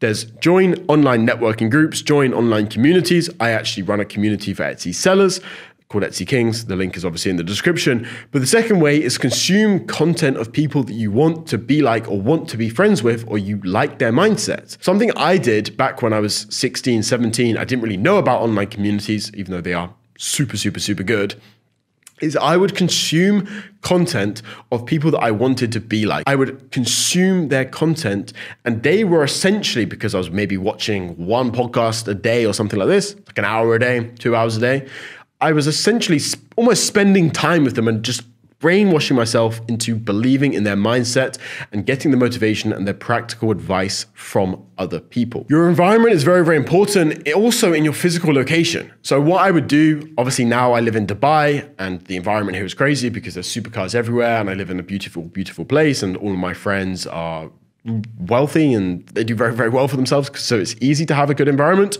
But back when I was living in North London, I would often travel to very expensive, very nice hotels. I would just have a coffee in the lobby or in the reception, just little coffee. Sometimes it was 10, 15 pounds because these were very nice hotels. But you surround yourself with wealth. You see other people driving supercars. You see young people wearing really nice watches and driving supercars. And this just puts it into your brain that it is possible to be wealthy. Your subconscious mind is very, very, very powerful, okay? So if you go and you show your brain and you show yourself that money is possible and there is so much wealth out there in the world, then it becomes incredibly, incredibly possible. One thing that greatly improved my ability to make money was moving out of my parents' house. I obviously love my parents and I have a very good relationship with them, and they supported me throughout my entire money-making journey. But moving out of their house just gave me so much more responsibility, made things much more real, and I also moved to move and work for my job, right? I moved out of North London to a cheaper location where I could get a warehouse. I have 2 warehouses in the UK right now, to get a warehouse. And that was such a big move, such a big mentality shift for myself. It pushed me much, much further. Rather than remaining comfortable in my parents' house, it changed my mentality and improved me greatly. So obviously this depends massively on your situation, whether moving out is a good option, but I normally do think moving out or moving out your parents' house is a good option for most people. Maybe it's not the perfect time right now, but you don't want to remain comfortable. You can't remain comfortable. You have to push yourself. You have to get out there. You have to improve your life. A big way to do that and actually become responsible for your own actions and just be an actual human, an actual man, is moving out of your parents' house. The final and most important piece of advice I can give you for mindset and motivation is don't overcomplicate it. Get started. Patience with the overall goal, and speed with the daily tasks. So niche research. First off, what is a niche? A niche is a particular product category. That's normally my definition, is as a product category such as jewelry. Within jewelry, there's like an aesthetic, let's say gothic jewelry, and that is the actual niche, okay? So what I've done right here is I've gone to Etsy.com. I've gone to the homepage of Etsy. As you can see, they're promoting a bunch of different things, and we want to keep this as simple as possible. So this is the Etsy homepage. Let's take a look at what they're promoting, okay? So they've got the new gift mode. They've got Valentine's Day, because I'm filming this on Valentine's Day. They've got home favorites, they've got fashion finds, and they've got registry, okay? So we're gonna take a look at all this stuff. So this is the gift mode section. This is a new section to Etsy, and they're promoting a lot of different things. And this shows you how many different niches and how many different product categories are available on the Etsy platform. Basketball fans, right? So let's take a quick look at that. So the basketball fan right here, win the blah, blah, blah. Basketball planters, we could potentially dropship something like this. Basketball keychains, basketball posters, t-shirts, jewelry. Jewelry is very, very good. But like, you don't want to overcomplicate things, okay? We're just going to literally just randomly search through things, okay? The bird watcher. Wait, bird watchers? Wait, there's people sell this type of stuff? Cool, this is a perfect niche. Literally stained glass bird decor. I know someone that's doing very, very well within this niche, and dropshipping, making over $15,000 profit per month. Well, last month they made over $15,000 profit in this niche. Bird feeders, very, very strong niche. I've actually sold in this niche, and this one works very, very well for me. Has worked very well for me in the past and currently still works for me right now. Handmade bird ornaments, bird themed jewelry. Again, you don't need to overcomplicate this. I would simply test every single one of these, right? I would test birdhouses. I would test the decor, stained glass, bird feeders. I would test bird ornaments, bird themed jewelry. I would test so many different things. And that's really what you need to do for niche research, okay? We're gonna go a bit more in depth into see like how to find the absolute best one now, okay? So obviously, we've gone to the gift mode. We've searched for all this. This is stuff that is very, very narrow, right? Handmade bird ornaments is pretty narrow of an industry. Same as bird themed jewelry. Whereas something like, let's say, you could call this piece of item, like this jewelry right here, would be basically fall under minimalist jewelry. So it's very small, very tiny, kind of minimalist, right? Simple jewelry. So again, we would initially start listing in this, which we'll talk more about in product research, but you would initially start listing in this niche, the bird jewelry, and then you could potentially expand to all different types of animal-based jewelry. Even you can see this store right here is nature jewelry, right? So they've obviously got multiple winners in the bird jewelry niche, and then they've expanded out from there to nature-themed jewelry. So you can see they've got the maple seed jewelry right there. You see they've got, is that cones, pine cones? It's actually a very cool store. They've got acorn jewelry. They've got so many different things. And this is the stuff that kills on Etsy. You can see they've done 14,000 unique orders. That's a hell of a lot of orders, especially considering the prices they're selling stuff for. It's like $60, $188 to like very, very high ticket, good, nice pieces of jewelry. So right there, within literally 5 minutes of searching, what we've done is we've scrolled through the gift mode or scrolled through what Etsy is currently promoting. We've scrolled down and we've just kind of looked at something that took our fancy, right? We've just looked at this random bird necklace. We then clicked on it. We found that it comes from this store, and this store is within the nature jewelry theme. And we would then just list products like this. This would be our niche. We would just choose this niche for one of our stores, and that would be it. Like, we don't need to overcomplicate things. The reason why I'm not giving you guys some complicated, massive procedure to do niche research is because you don't need it. It's much more about testing, much more about taking action and just getting going. This is a beginner's guide at the end of the day, okay? So choose a niche. It can be this one that I'm showing you guys right now, or it could be a different one. We'll find some more in a second, but choose it. Run with it. Another thing we can do is just look at something else that Etsy is promoting, such as home favorites. You see at the top right here, you see there's 12 different niches that they're promoting within the category of home favorites. So they're promoting home decor, wall art, kitchen, furniture, area rugs, stuff like this. So we're just going to choose one. Right? Let's choose outdoor and garden. This is obviously a very good niche for summer, and later on in this video we will talk about seasonal products versus evergreen, but gardening products are incredibly good. I've sold a lot in it, and I know a lot of people that have made a lot of money selling in the gardening niche. So we would simply decide, obviously this is too broad, like just gardening stuff. We'd simply decide, okay, let's scroll down. Let's see something that takes our fancy right here, okay? Let's look at decorative garden hens. Okay, let's take a look at that. They've done incredibly well on their store. That's by far the majority of the products they're selling on the store. Okay, we could just sell all different types of decorative gardening animals. They've got cats, they've got hens, they've got magpies, they've got rabbits, they've got loads of different things that are just decorative things for people's gardens. And that's what you should do as well, right? We've just found a second niche, right? We don't want to overcomplicate it. We would just choose this. This store has already worked really well. It's got 3,000 orders.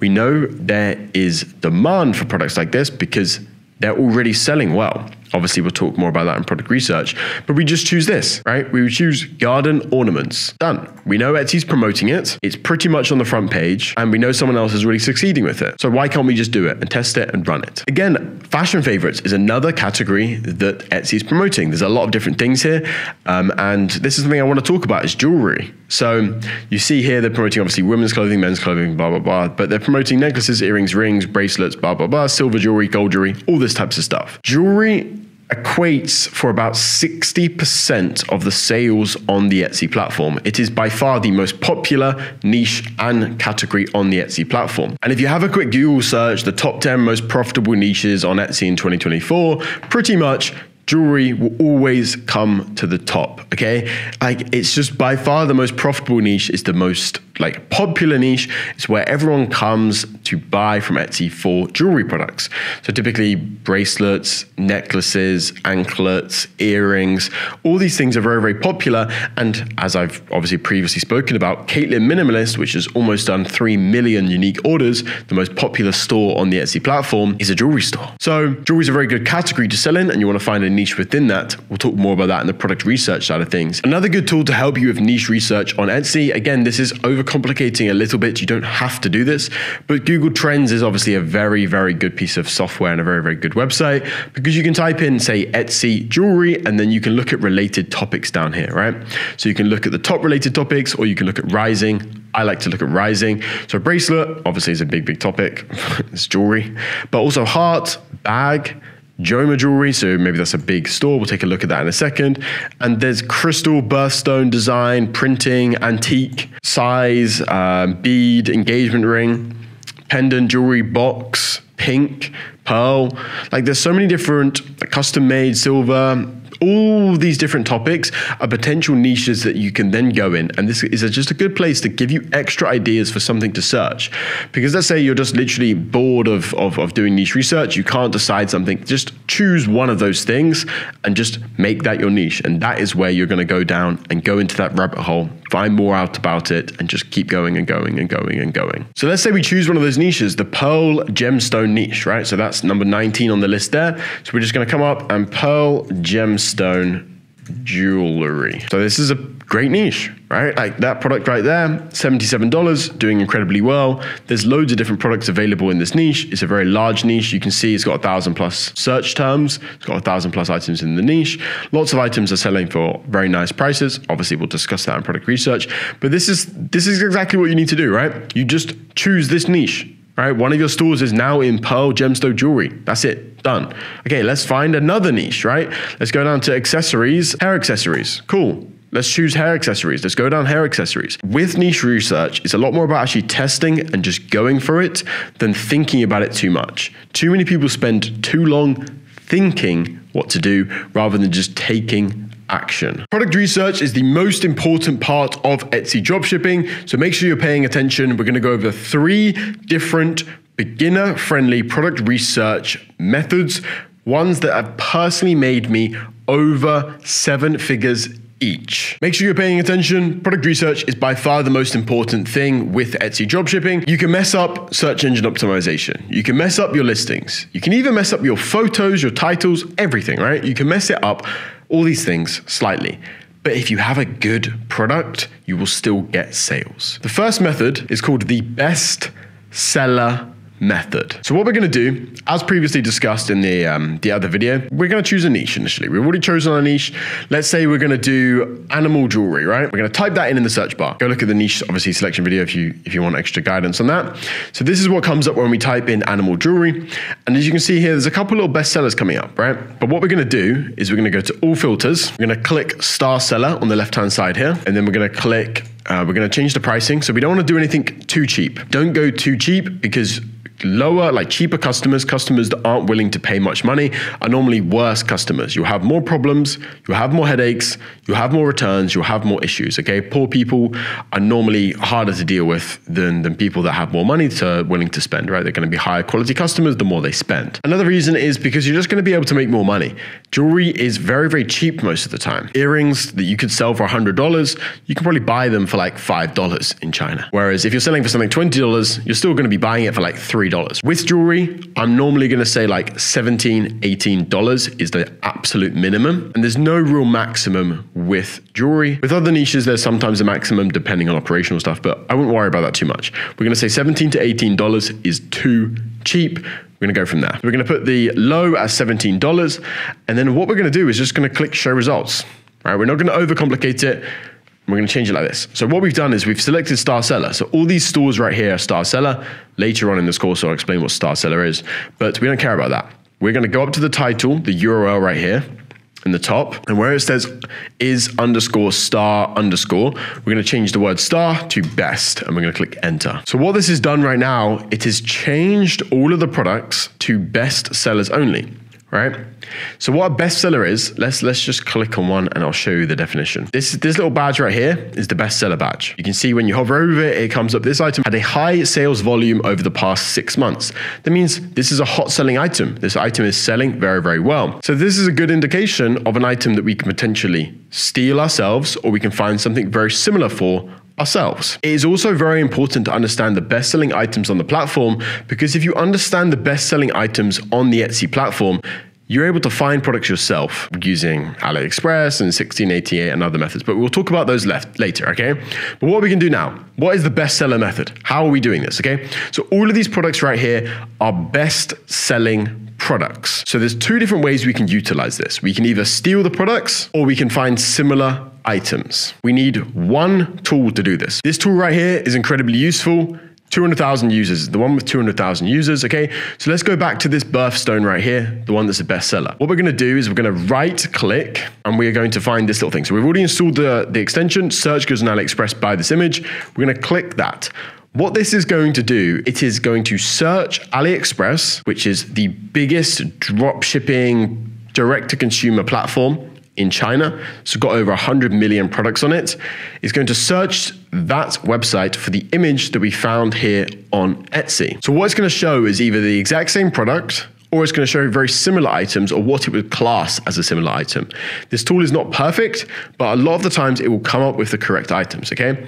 So let's have a quick look down here. So we're looking for this birth necklace right here. And to be honest, I don't see anything that's particularly similar here. So what we're going to do right now is we're just going to skip this one, okay? We're going to come back to that because that's going to be a little bit more of a complicated thing. So we're going to open up 10 more images. We're going to open up a bunch of these and we're going to find one that's good. So there we go. We found one. So we searched through a couple different products right there and we came across this sterling silver kingfisher necklace in turquoise, silver, bird, I guess, whatever, right? So this product right here is very unique. And this is a best-selling item because we've done the search for the best sellers. And we've searched it using this tool and it's come up with a bunch of different results. And these results are exactly of that item, okay? So this is something we're gonna take advantage of. We're gonna check through a couple of these and find one that is actively selling right now. So we've been easily able to find this product on AliExpress. So there's two different routes we can go down here. We can either directly take this product and we can directly steal the product.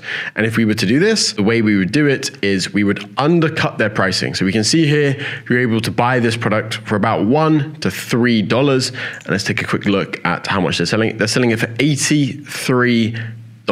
So option one is to directly steal the product, okay? So directly take the product, take the images from AliExpress. Obviously, we'll talk about how to do the images and stuff later. Or it's to find similar items that maybe they haven't thought about listing and list those items instead. So let's talk about similar items. How would you go about that, okay? So with this particular listing, it's actually very, very easy for us, okay?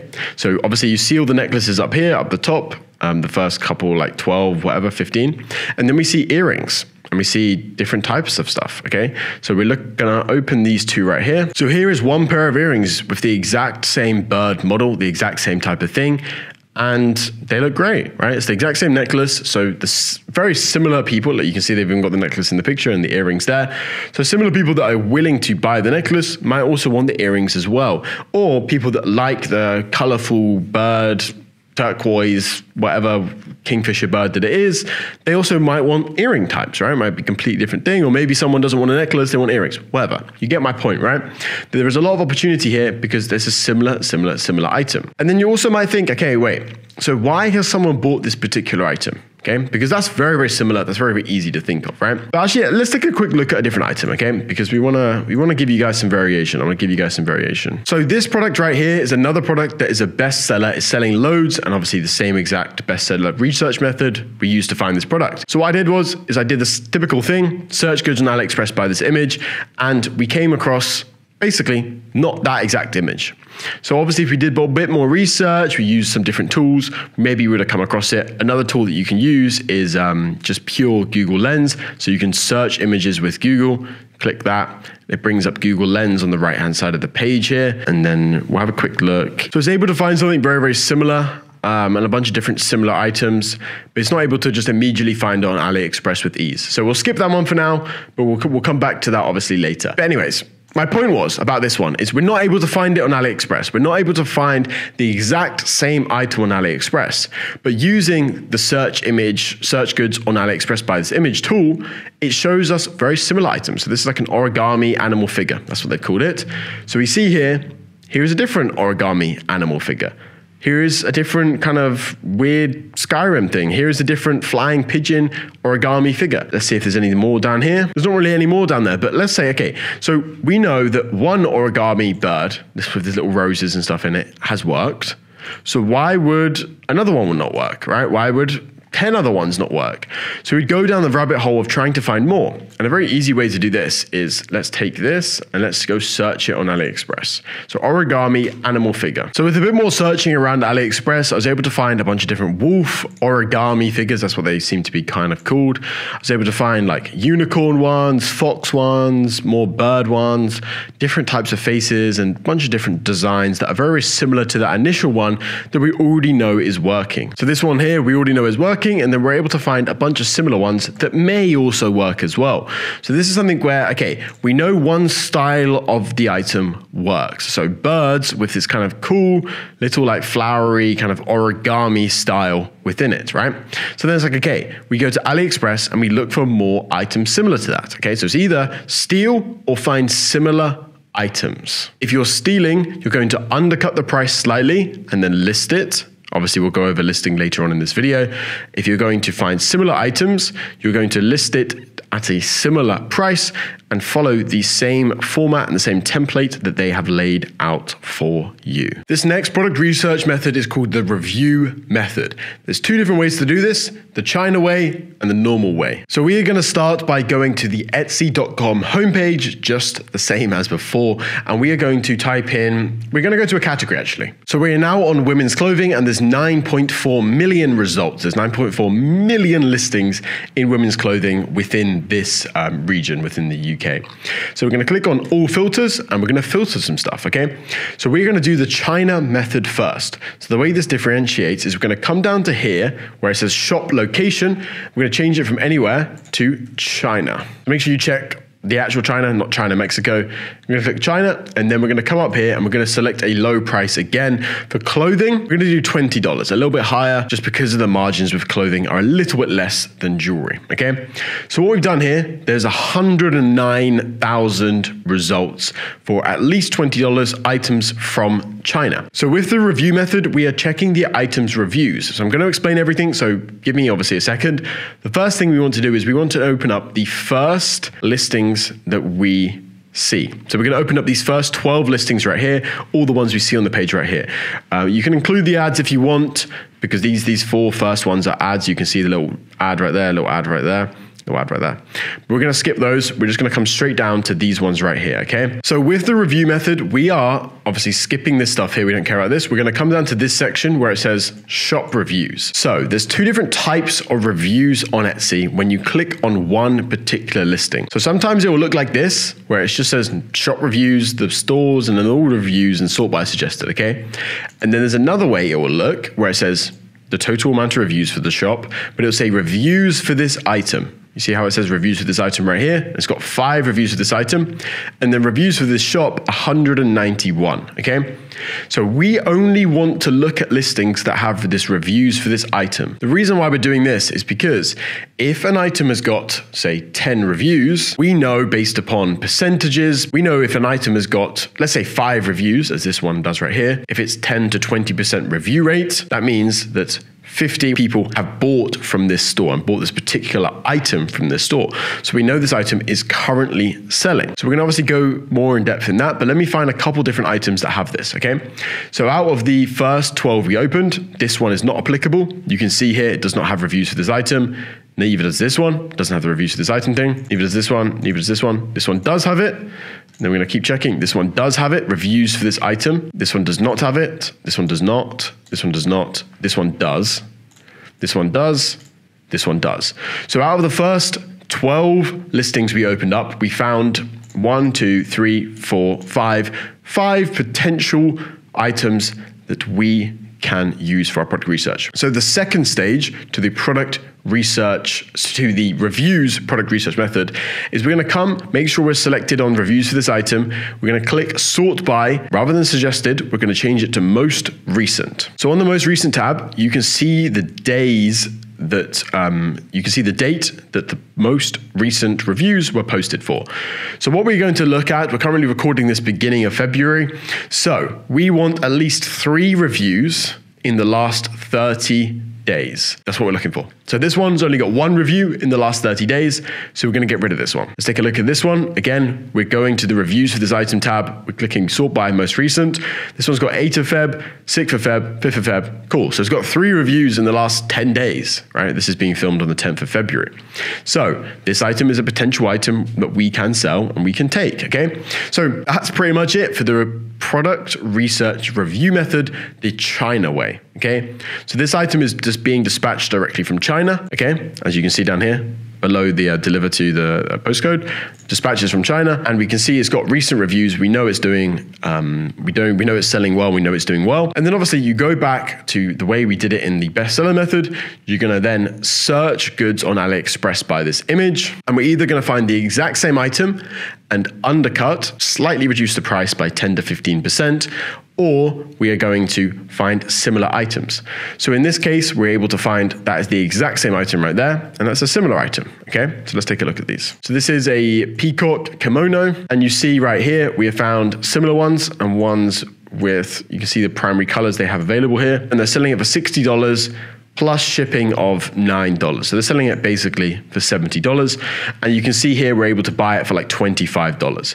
So we know this item is a good seller. We know we're able to make a lot of money with it. And the way you would go about finding similar items is there's a recommended section literally on AliExpress right down here. So you see there's one right there that says similar item, more kimonos, and you would just list a bunch of kimonos. You know one's already working, the peacock one's already working for these guys. They're making a lot of money. They're making $40 a purchase profit, and they've sold it at least 400 times. They're making a lot of money. So that's what you would do. So if we estimate based upon their reviews, they've roughly sold it 400 times based upon a review rate of like 15%. Rough guess, rough estimate. They have made around $16,000 profit from this one single item. It's that simple. Now let's do the other side to the Etsy dropshipping review method for product research. The normal way. Okay, so we've shown you the Chinese way, and now I'm going to show you the normal way. Okay, so let's do a different category this time. Let's go over to home decor and click on this one. And let's go check out throw cushions. So this method is also very, very good, but it typically takes a little bit more time, but I'm going to explain why it takes more time. We're going to come over to all filters. For this niche, again, we're going to just do $20. We're not doing shop location. Shop location can be anywhere. We're just going to click the custom price minimum of $20 and we're going to click apply. We're going to do the exact same thing we did with the Chinese method. We are going to open up the first 12 listings, excluding the 4 top ones that are ads. We're going to open up all of these ones. So I've opened up the first 12 listings. You can see this one, the first one I opened, has 0 shop reviews. So we're going to get rid of this one. This one has shop reviews and it is sort by most recent, and it's got recent sales. It's got over 3 in the last 30 days. Let's say take a look at this one again. It's got the same thing. It's got over 3 reviews. Actually, it's only got only 2 reviews in the past 30 days. So we're going to get rid of that one. Most recent, this one's got 2 reviews last 30 days. We're going to get rid of that one. Let's find a couple. Give me a second. So with this normal method to the review product research, we've done the exact same thing we did last time. Okay, I'm going to quickly run through it just so it's clear to you guys. So this is one of the items we opened up. This item has got 2 shop reviews, but then this item has got reviews for this item. So we only want to look at listings that have got this little tab right here, reviews for this item.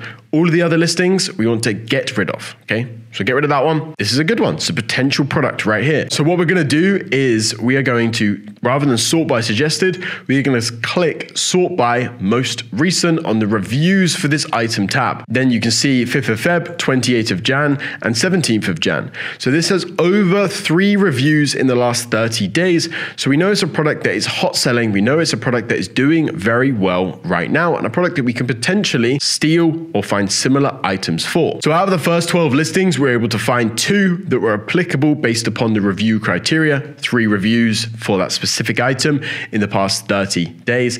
So we got this cream linen ruffle cushion, and then we've got this rectangular cream fringled cushion as well in this exact same niche. And what we're going to do now is we're going to quickly search and see if we find these available on China or find similar items available in China. Okay, so we're going to use the same tool, search goods on AliExpress by this image.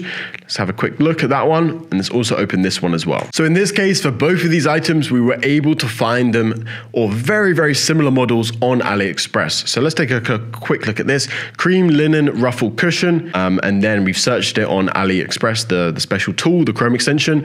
This is the one that looked the most similar to me, the 100% pure linen one, because it obviously says this is linen as well. And then we've gone over to AliExpress and we see there is a perfect listing right here, a bunch of different sizes. Let's see the exact sizes they offer, 45 by 45. So they've got a 40 and they've got a 50, right? But let's say the 51, that's around $10 delivered to the customer. These people right here are selling that for $26. So they're making a lot of money. It's good for them, right? Actually, with the actual cushion inside, it's $35 they're selling this for. So that's pretty good. $25 profit per item, which is obviously quite nice. There was also available a bunch of extra colors for this exact cushion as well. So what we're able to do here, let's see the exact copy. This one is probably the most similar one to this one right here. It's a little bit different, but it's very, very similar. Probably would attract the same audience. It's not the perfect photo. Let's say this one's probably a little bit better of a photo. This is the perfect kind of linen copy for this exact item right here. A little bit of a different color, maybe. A little bit slight different material, different photo setup, but it's basically exactly the same item. So what you would do in this situation, again, back to the same thing we would do to the Chinese listings. We would either steal this product, So we'd either steal it one for one, we would take the exact photos, we'd copy it exactly, find the same cream one. Is obviously I've literally just shown you live how I do it. And then we'd sell it for $35. We'd actually undercut it slightly by 5 or 10%. Maybe we'd, rather than $35, we'd sell it for $29.95, right? A little bit cheaper. Or what we would do is we see this exact one, which is exactly the same. We'd come over here, we sell a pink one instead. Maybe we sell a light gray one instead. Maybe we sell a dark gray one instead as well, right? We're doing a similar product to it and changing up the color, changing things slightly different. Even if you come look at this one over here, this one has so many different colors that this store and this product doesn't have available on it. It's got a dark blue one, it's got a grayish purple one, it's got an orange one, it's got a turmeric one, it's got so many different colors that then we can take those and we can list those.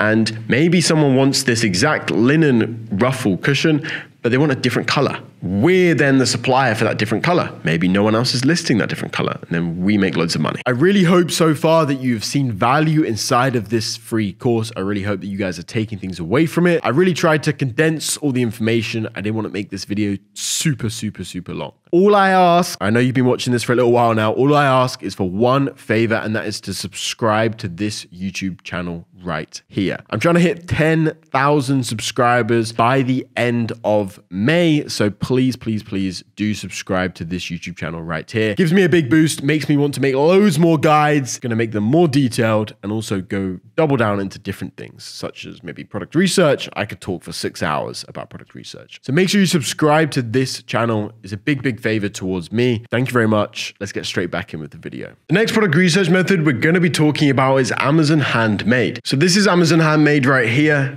It is on the Amazon website. Google it, you'll find Amazon Handmade very simply.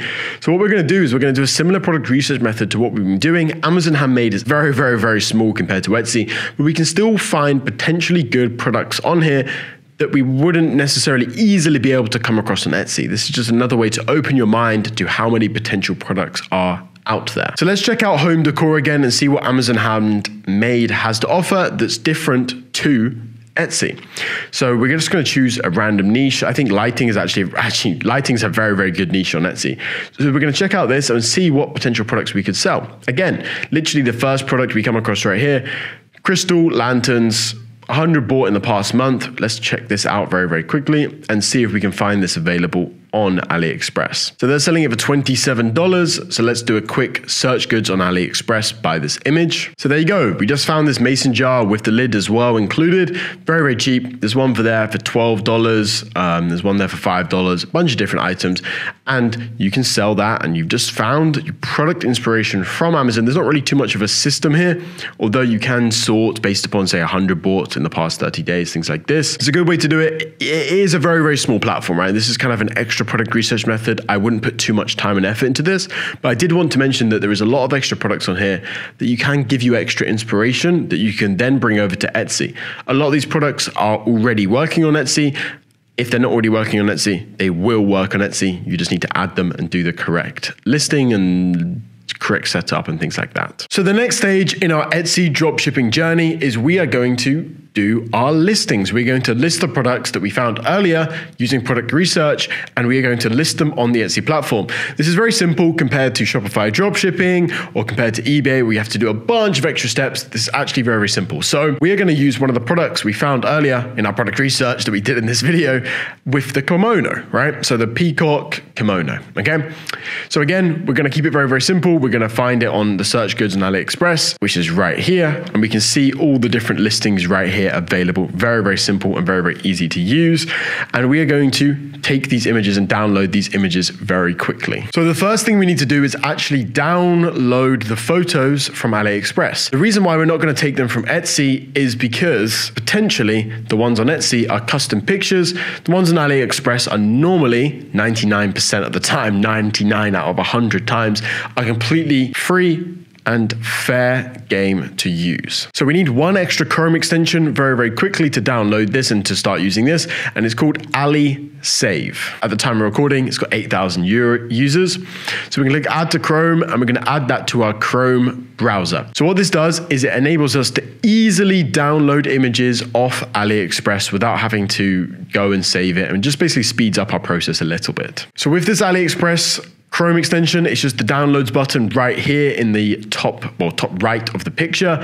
Download that, and it's going to put all of those images on the listing into your downloads folder. Make it super easy for yourself to do everything. Quickly, look, I'll show you. That's the way it works. It's opened up one of the images. Super easy to use. So before we add these images to our listing, and before I go over actually making the listing, the title, the pricing, all this cool stuff, we need to make some changes to the images. So the one change we're going to make today is adding a watermark to the image. So a watermark is, there's actually already a watermark on the particular images we're using. You can see it's Win Ye right at the top left-hand side right here. So we're actually gonna remove this watermark, and we're gonna cover up this watermark with our own logo. So there's two different ways to do this. You can use Photoshop, or you can use a program such as Canva. You can use a Photoshop or a different competitor, or you can use Canva or a different competitor, right? So in this example, we are going to use Canva. So we're over here on canva.com. We're logged into the same account we previously used, and we're gonna go to the top right and click Create a Design. We are then going to go down and click Custom Size. So start creating from your media, custom size. The size we're going to enter is 2000 by 2000. And we're going to click Create New Design. We are then going to the left-hand side, and we are clicking Uploads. On Uploads, we are then dragging the actual media, dragging the picture in there. Let me just get this up for you guys right now. So there you go, it's uploaded right there, and we're gonna drag it back straight onto our Canva workstation right there, and we're gonna make it as big as humanly possible. So we're gonna fit the 2000 by 2000 page right here. So very simple. What we're gonna now do is we're just gonna block out this logo. So this is a watermark. It's perfectly okay to do this. We're going to go to Elements and Shapes, and we are going to move this. We're gonna go move this little box over to here, and we are going to cover up their watermark with our own watermark. So the reason why I'm adding a block logo in the top left is to obviously just cover up the pre-existing watermark that is on there, because that way it's super easy. And then what you would do, there's two different things here. You can either just add your logo on top of this block, or you can just write, let's say, Bell Crafts Gifts on there, something like this. Normally it's better to just add an actual logo. So I'm gonna go find my logo now and add this on top. So there's my logo right there. My logo's actually got a solid background, so I can just add that straight in there, and we put that just like that. So that's how we do the images, right? So we've covered up the pre-existing logo. We've kept it super simple. We don't want to overcomplicate this. And right now, you don't need to overcomplicate it. Do this, add a watermark into the top left, bottom right, bottom left. It doesn't really matter, as long as it's not covering any part of the photo, and you're good. This photo, perfectly fine to list. So the same with the logo. We're going to go to Share in the top right, and then we are going to go to Download, and then we are going to click the Download button. So once that has downloaded, we are going to go back over to your shop on Etsy, and we've got our images now. Obviously, you do that for every single one of your images, but we've got our image now, and we are going to go to, on our shop dashboard again, listings in the top left, and then add a listing in the top right. So we're going to do this section telling us about your listing. This is a new thing Etsy has added in the past few months. So physical item, who made it? I didn't make it. It wasn't a member of my shop. It was another company or person. What is it? Is a finished product. When was it made? We are going to put 2020 to 2024. And then we are going to add a production partner. So production partners for this listing, we're going to select production partners.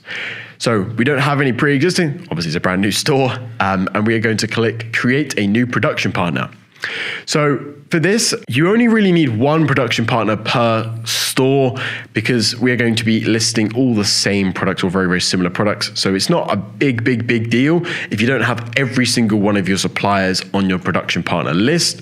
But for this, we are going to add the production partner that we can easily find on AliExpress for this product, which is Win Ye Official Store. So we're going to quickly check out their actual AliExpress store, and there will be company information somewhere here. So we're on the AliExpress listing. It's Winyi official store. And what we can also do is if we scroll down, sometimes it's in the description, sometimes in the specification, but here is the location, CN Guangdong. That is the location of the brand, and then the brand name is Winyi, okay? So we're gonna put Winyi as the production partner. We're gonna describe why the production partner helps us and who the production partner is. We're gonna say, they produce my items in their factory. We're going to put their location as Guangdong, China. Why are you working with this partner? I don't have the technical ability or equipment to make it entirely by myself. What is my role? I design everything. What is your partner's role in the production process? We are going to either select they do everything for me, or they create a finished product and then I add branding and packaging. I'm going to select this one for now, and we're going to click save. We're then going to click done. And that is done for our listing. We're going to click continue there, and that's all done. Don't overthink it. Don't try and make it more complicated than it actually is. Just put the information that I've told you to put in and move on to the next step. So we are going to write the title first, and because we are copying this from a pre-existing Etsy listing, it's going to be very, very easy for us to write the title. So we're going to copy this title, and then we're going to paste it straight into our title area. Obviously, we removed the brand word right at the beginning, and we're going to write it in here, and we're going to change things around a little bit. First change that I'm going to make is I always capitalize the words because I just think it looks way, way better. The first section of your title is going to be the most important part of your title. So peacock kimono is probably going to be the top search term for this particular item, right? And as you can see, they've written kimono multiple times throughout the title. They've written it 3 times throughout the title. So I'm also going to do that as well, right? We're going to copy this. We're not going to directly copy it because we don't want to, but we're going to magpie ideas, okay? Bluebird print kimono robe. I'm going to change it to bird print kimono robe. So kimono is our biggest actual key term. That is the one we want to rank for the most, but also we want to rank for synonyms. So synonyms is obviously similar words. So we've just Googled kimono synonym, and wrapper, I don't really think that's relevant. House coat, I don't think that's relevant, but bathrobe, I do think is relevant. So we are going to also add that as well. I added dressing gown, Japanese, Chinese, Oriental, bathrobe, okay? So we're gonna put it so it's particular keywords, and then we've got kimono mentioned multiple times. Japanese kimono, we're going to put that in again there. So we've changed it. So it's peacock kimono, bird print kimono, robe print kimono, cardigan dressing gown, Japanese kimono, Oriental Chinese bathrobe. That is our title. So what we've done is we've mentioned the main keyword multiple times throughout the title, which is kimono. We've mentioned it 4 times. We've also mentioned the particular key phrases that people may search in. So peacock kimono or bird print kimono. Things such as Oriental bathrobe, Chinese bathrobe, Japanese kimono is going to be a good word. Cardigan, dressing gown. I think you get the idea. So I've added pictures here. Obviously, we've got the one where I've added the logo to. You should add a logo and a watermark to every single picture. I haven't done it, but you need to do that. And let's talk about the way we should organize these pictures, because it is very, very important the way we actually organize the picture. Let me zoom it in for you guys there. So the first picture is what is known as your thumbnail picture. Your thumbnail picture is the most important picture because that is what people will see when they're scrolling through Etsy, right? When they're scrolling through the homepage, let's give you an example. So this is the thumbnail image of the person, of the thing they're selling. So this is obviously relating back to some TV show that this is from, right? So then they've shown the actual item in detail. They've shown exactly what it is, shown another picture of it, and they've just shown more and more details around the specific item, different angles, different types of things. They've shown you everything and kept everything simple. And they've obviously shown you in that TV show as well. And they've made it as explicitly clear the item that you are receiving. There you go, there's the back print, right? So we want to do the same thing. We want to achieve the same thing. So the first image here is obviously of a big image of the actual specific item. So it's the biggest image showing the item in the most clear fashion. So either this one is the best or this second one is the best. I think this one's actually better. Then we got a second one. We got a bit of a different angle showing the print in a better color and a better design, a little bit closer of our angle. And then we've got one showing it kind of how big it is and how drapey it is, I suppose. And then we've got a bunch of different color variations as well. We've got a yellow one, we've got a red one, we've got a pink one. So what you want to do with photos is really you want to have 4 minimum. You want to have the thumbnail one that clearly shows the item in the best way possible. You want to have the second one, which shows a different side of it, a little bit design, one of the features of the item. This time we've shown the print in a more close up image. Maybe the third one should show more of the item. And then the fourth one should show something else that comes with the item or show something else about the item. So another image that I should really add, if we have it available, is a picture of the back, right? Because if you're thinking about this, you're looking at this, like, okay, there's the front, they've shown me the front, but what does the back look like? Is the back just boring? Is there nothing on the back? Like, I don't want to be deceived here. I don't want to deceive my customers. So let's have a quick look on AliExpress. There are actually no pictures of the back of the kimono. So that's not really a big deal, but we're here now. So there's no pictures of the back. Doesn't matter, right? We've got to work with what we have.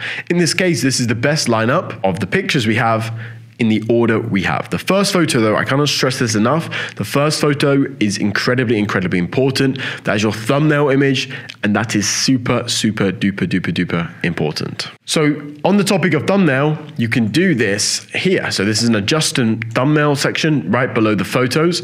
You can adjust it. So this is what people will see when they're scrolling through Etsy, they're scrolling down through Etsy, they'll see this come up. So do we want it more zoomed in to show the peacock and show more about the item?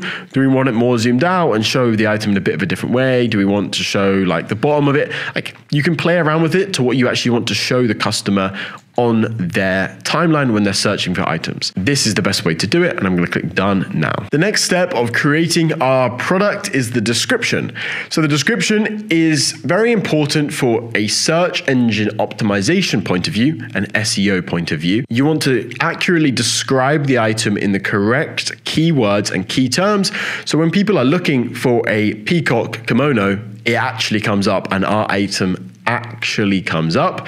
We also want to make it clear what they receive and the size of the item and any extra pieces of information about the item we want to tell the customer in the description.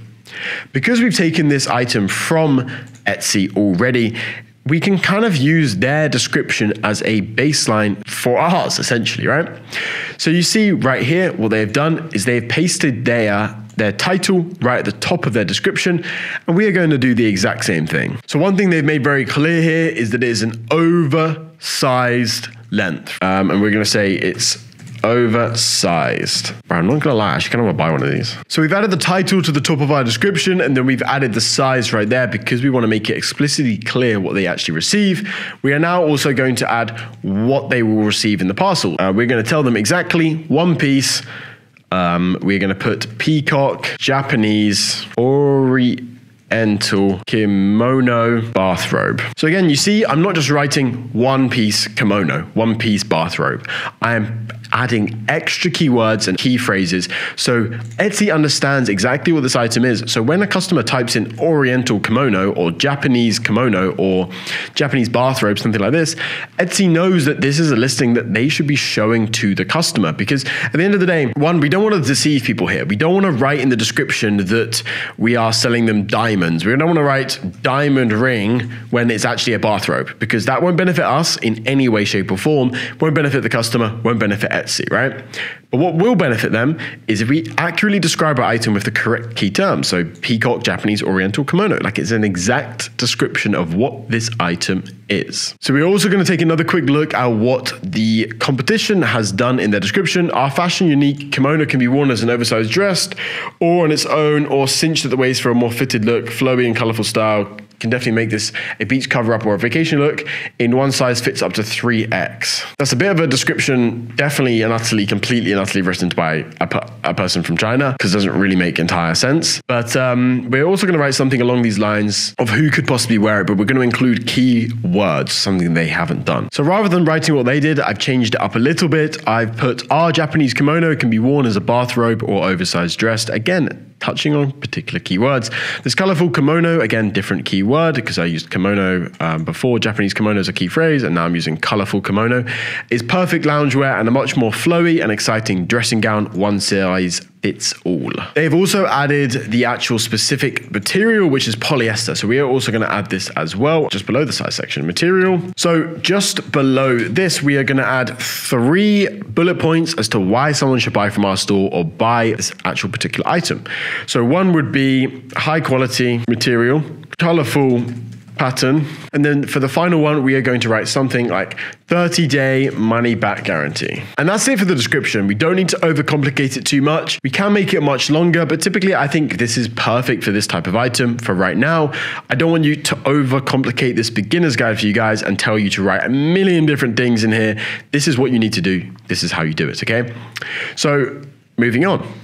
Personalization, this item is not personalized, so we don't need to worry about this. Pricing. So price, we don't have to worry about domestic and global pricing because we're just going to leave everything, all the pricing exactly the same for now. So the price, we're going to take a look at what the competitor is selling it for. They're selling it for $54. $54 is £42.72. Super simple. And now we are going to go down to the details. We're going to add a category. Let's see if kimono is a category. I don't think it is. So the closest category to kimono is robes. So we're going to add this. So when you select robes category, the way this works is this particular item that we're listing right now will show up in the robes category. It will show up in pajamas and robes, women's clothing, and clothing in general. So one thing I will mention here is that this is going to show up in the women's clothing side of things, even though this is a completely unisex product. This doesn't really matter because if someone is particularly looking for it, they'll be able to type in kimono or dressing gown, something like this, and it will still come up, okay? Not that many people really use the category side of things. They more use the search bar to actually search for items. So I'm going to click done there. And that is now selected the category. And we are going to now come back up to this variation section. So the variation section, you have to select the category before you're allowed to select the variations. So we're going to add variations. So this is relevant if you have different sizes, different colors, or different materials. Add variation. The variation for this particular product is the primary color of the kimono. We've got a blue, we've got a red, we've got a green, and we've got a pink one. I'm going to click done. This is where you would select the price variation, the quantities variation, or the SKUs variation. For now, you don't really need to worry about this because if it's just colors, they're all going to be the same price. We're going to click apply very quickly. So now what we're going to do is we want to make it as clear as humanly possible for our customer which colors relate to which ones, right? We want to treat our customers like idiots. We don't want to leave anything to chance because the second something is left to chance, there's a little bit of a question in someone's mind. They're clicking off. They're never going to buy from your listing. They're going to go buy from the millions of other products available on Etsy. So we're going to click manage variations. And we are going to edit the variations and we're going to link photos to this variation. Select photo and we're going to select the blue one for the blue one, the red one for the red one, the pink one for the pink one. And I actually made a mistake and there's no green one, it's actually yellow. And the yellow one for the yellow one. Simple as. And now we're going to click done and apply. So very quickly, just to run back over that, we're clicking manage variations and then we are editing the variations we have already added. And we are clicking this button at the top here, link photos to this variation. And we are just very simply selecting the particular photos we need for each variation. So now that we've finished the variation section, we're going to continue scrolling down. This is more details of the item, secondary color. I don't typically add that. Size, I'm not going to add that for this item because I'm not specifically sure of the size. Sustainability, I'm going to skip that. I'm not really interested in that. But tags is something we are interested in. We're going to add all the basic tags initially and make sure we're to use 13. So we're going to add kimono, bathrobe, dressing gown. We're also going to add any potential synonyms of this item. We're going to take a look at theirs very, very quickly. Robe is a good one to add. Robe. And we're also going to take a quick look at our title as well. So we also should add peacock, kimono, cardigan, and then we're going to add more specific keywords. So we're going to add Japanese, kimono. I can't spell Japanese right ever. Japan and then ease, yeah. as Bossman Sal just said down below. Japan and then ease. Chinese kimono, Oriental kimono, bird print kimono. Again, you can see we're hitting on the main keyword kimono multiple times throughout the tags, and we're also using all of the tags, right? So I'm now going to add Japanese cardigan. We got 2 left. We're going to do peacock, bathrobe, bird clothing. We'll just do the last one as bird clothing. There we go. That's all we need for the tags. And the materials, we know what the material is already, but the material is not really a selling point, so I'm not going to add it there. So now we've only got a couple extra things before we finish this first listing. So we're going to do a delivery profile now. We're going to click create a new delivery profile. We're going to put in the origin postcode. For now, I'm just going to put in a random British postcode. Processing time, we're going to select a custom range for the processing time. Typically with Chinese suppliers, people in like any Western country or like any real major country like Australia, Canada, UK, all of mainland Europe, US, places like this, typically average shipping times will range from about 2 weeks to about 3 weeks. So what we're going to do is, this is a working day as well. This is working days, 7 to 10 processing days, and we're going to add the delivery service of second class Royal Mail and then Royal Mail International Standard. So we're going to keep things very, very simple. We're not going to overcomplicate anything, and we're just going to click apply with that. With the delivery stuff, don't overthink it right now. You haven't got your first sale. This is your first listing. Just put it on there. This is something that we'll discuss when you're fulfilling your order in a couple sections time. It's very, very simple to do with this. Okay, we just want to add a delivery profile for now, just so we can get our first listing up. With returns and exchanges, we've already added the simple policy for that, and we've got returns and exchanges for 14 days. Down here, we've got the renewal options, automatic, manual, very, very simple, and that's it. So let's run back through everything. The title we have done is peacock, kimono, bird print, kimono, robe print, kimono, cardigan, dressing gown, Japanese kimono, oriental, Chinese bathrobe. We've mentioned the main keyword kimono multiple times throughout the title, and obviously we've mentioned other synonyms of that, such as cardigan, dressing gown, bathrobe, robe. We've also mentioned particular key search terms and keywords such as peacock, bird print, cardigan, Japanese, oriental, Chinese. With the imagery, we've added multiple different images of all the different colors available. We focused on the first image because that is the most important because that is the thumbnail. We have then made the description. We have copy and pasted the actual title as the first line of the description. We've then straight away added the size and material, made it explicitly clear to our customers what they are receiving. And then we've also gone, what will you receive? We've told them exactly. We've included key search terms throughout the description. We've added our Japanese kimono, blah, blah, blah, bathrobe. We've mentioned more keywords and explained what the item can be used for. Then we've added 3 bullet points, high quality material, colorful and interesting patterned kimono, 30-day money back guarantee. Don't mind all the spelling mistakes. Obviously they'll be fixed and you guys don't make spelling mistakes. The price, we've slightly undercut the competitor's price by about 7%. And we've added the quantity as 100.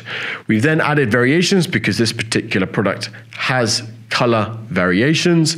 We have then added the particular category, which is the robes under women's clothing. We've skipped most of this, but we've added all the tags. We've added 13 particular tags. Tags are very important. We haven't added the material, delivery time, 7 to 10 processing days, and then we've added the shipping time as roughly 2 to 3 days. And now what we're going to do is we're going to publish this listing, and this is our first listing on this brand new Etsy store, and we are one step closer to making millions and millions and millions of dollars with dropshipping. Publish. There we go, publishing, and give it a second. We're going to refresh the page very quickly.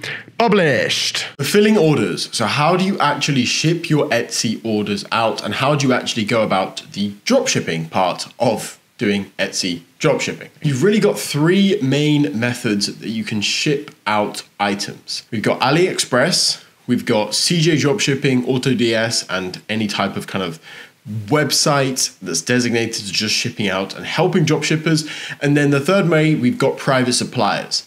So I'm going to go over each of these different methods and explain the pros and cons of each one and how you actually go about doing each and every single one of them. So we're also going to go over tracking numbers as well. You want to kind of disguise where you're shipping from a little bit. So the first method we're going to talk about right now is AliExpress shipping, okay? So let's say you get an order of the dresses.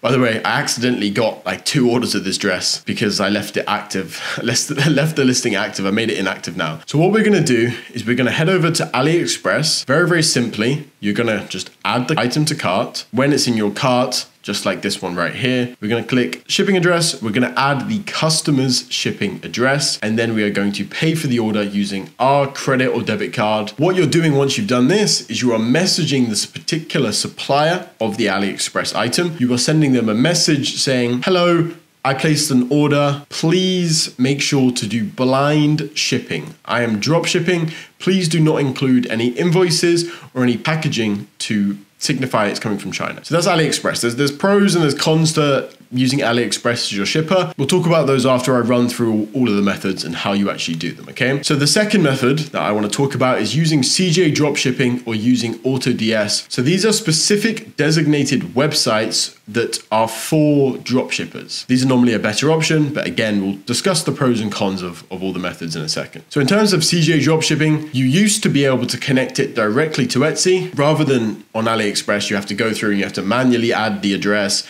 purchase, things like this. You used to be able to automatically connect it directly to Etsy.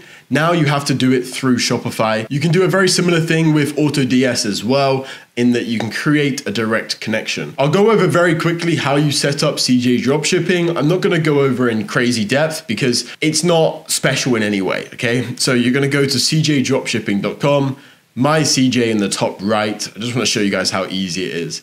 Then you go to authorization, you go to Etsy, and then click add a store. It will tell you that you have to do a little special tutorial on how to do it.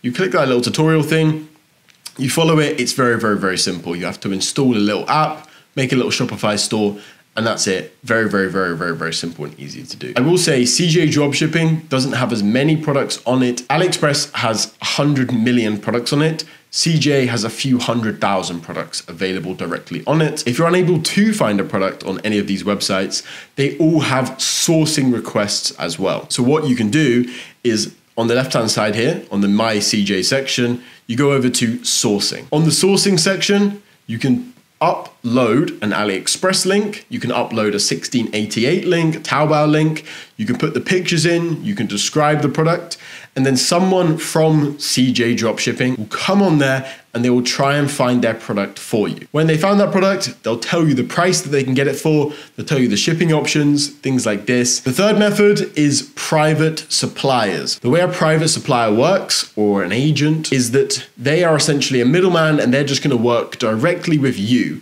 rather than working on a platform like CJ Dropshipping. For a private supplier, the best way to actually find one is through referrals or through Facebook group chats or through Upwork. You contact them, you give them your product, you ask for pricing, shipping times, what kind of things that they can do, and then you find out from there, right? So AliExpress has pros and it has cons. The biggest pro is AliExpress. It's very, very simple.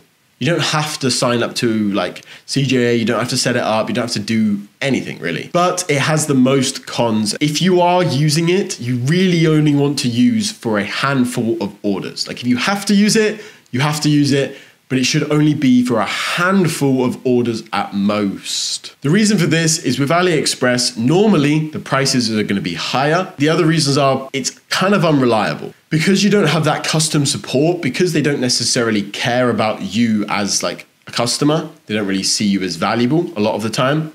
Their support and their service is going to be mediocre at best. I would only use that really for a handful of orders, okay? Like 5, 10, 20 orders right at the beginning. But to continue scaling and to actually use AliExpress long term is a bad idea because you're going to be paying too much, your shipping time is going to be too slow, tracking numbers are going to be an issue, and also you can't automate AliExpress to ship on Etsy. Before we get into creating your first actual legitimate listing, I want to give you guys a rundown of the shop manager and of your dashboard of your Etsy store, because it's very, very important you understand the different sections of this, because this is now the hub of your new business. So this is the shop manager. This is where you control everything. This is an important part of your store. So this is your total visits, your total views, your visits, your orders, and your revenue. And you can change it from today, last 7 days, 30 days, things like this. And then this is like a random extra section, recent activity. Obviously, we just opened the store, so there's nothing here right now. On the left-hand side, we've got the next thing, which is the listings. We're gonna come back to this in the next section of this course, where we're gonna make a listing. Then we've got the messages tab. So this is very, very simple. Little messages tab. bunch of extra things in here, messages. This is where you respond to customer service and how you communicate with your customers. Again, we'll do a full section on this a little bit later on. The next section is orders and delivery. Very, very simple. This is all your orders. So when you receive an order, it will only come into here. If an order is not in this section right here, the orders and delivery tab, you do not have an order, okay? The next section is Star Seller. As a beginner, you don't really need to worry about this, but this is obviously all things that are good to go for. We'll discuss Star Seller later, but you can only achieve this after 90 days of your store being open. So Stats is the next section. Stats, another word for statistics. This is where you look at stuff more in detail about your store, such as the visits, the orders, the conversion rate, the revenue. You can also select 30 days, last year, all time, things like this. You can also see how shoppers found your store. Where did they first come across your store? How do they see you, right? Was it a search? Was it social media? You can also see the exact orders, favorites, views, and revenue for specific listings and specific products that you have on your store. The next tab is the Finance tab. So there's Finances, Payment Account. This is the bills and your fees, and this is everything explained in regards to what Etsy is charging you, how much money you've made, where is your money going, what fees are going out of your account. So as you can see here, we'll discuss Etsy fees again later in the section of the video, but you can see right here, I've been charged 19p to list one item, which was that first item right there. You can also see your deposit schedule up here. What I would recommend is changing your deposit schedule to actually daily rather than weekly. Very, very simple to do every day. So this is your payment account in the finances section. Then you've got your monthly statements. Again, kind of exactly what it says on the tin. You can go back and look at all of your payments for the specific months. So this is monthly statements is basically your payment account, but monthly and itemized, so you can go back and look at it. Payment settings, again, very, very simple, such as your billing address, currency, things you need to change. Next section is marketing. So you've got search analytics. We will come back to this section later on, but this is useful to optimize your store later on, okay? But don't worry about this for now. It's not something obviously you can use when we got 0 sales. So Etsy ads, again, we're gonna come back to this later on, but this is the way we're gonna actually market a store and get our store up and running. We've got sales and discounts. We're gonna come back to this later. Social media, share and save, custom web address. Those things aren't really too relevant.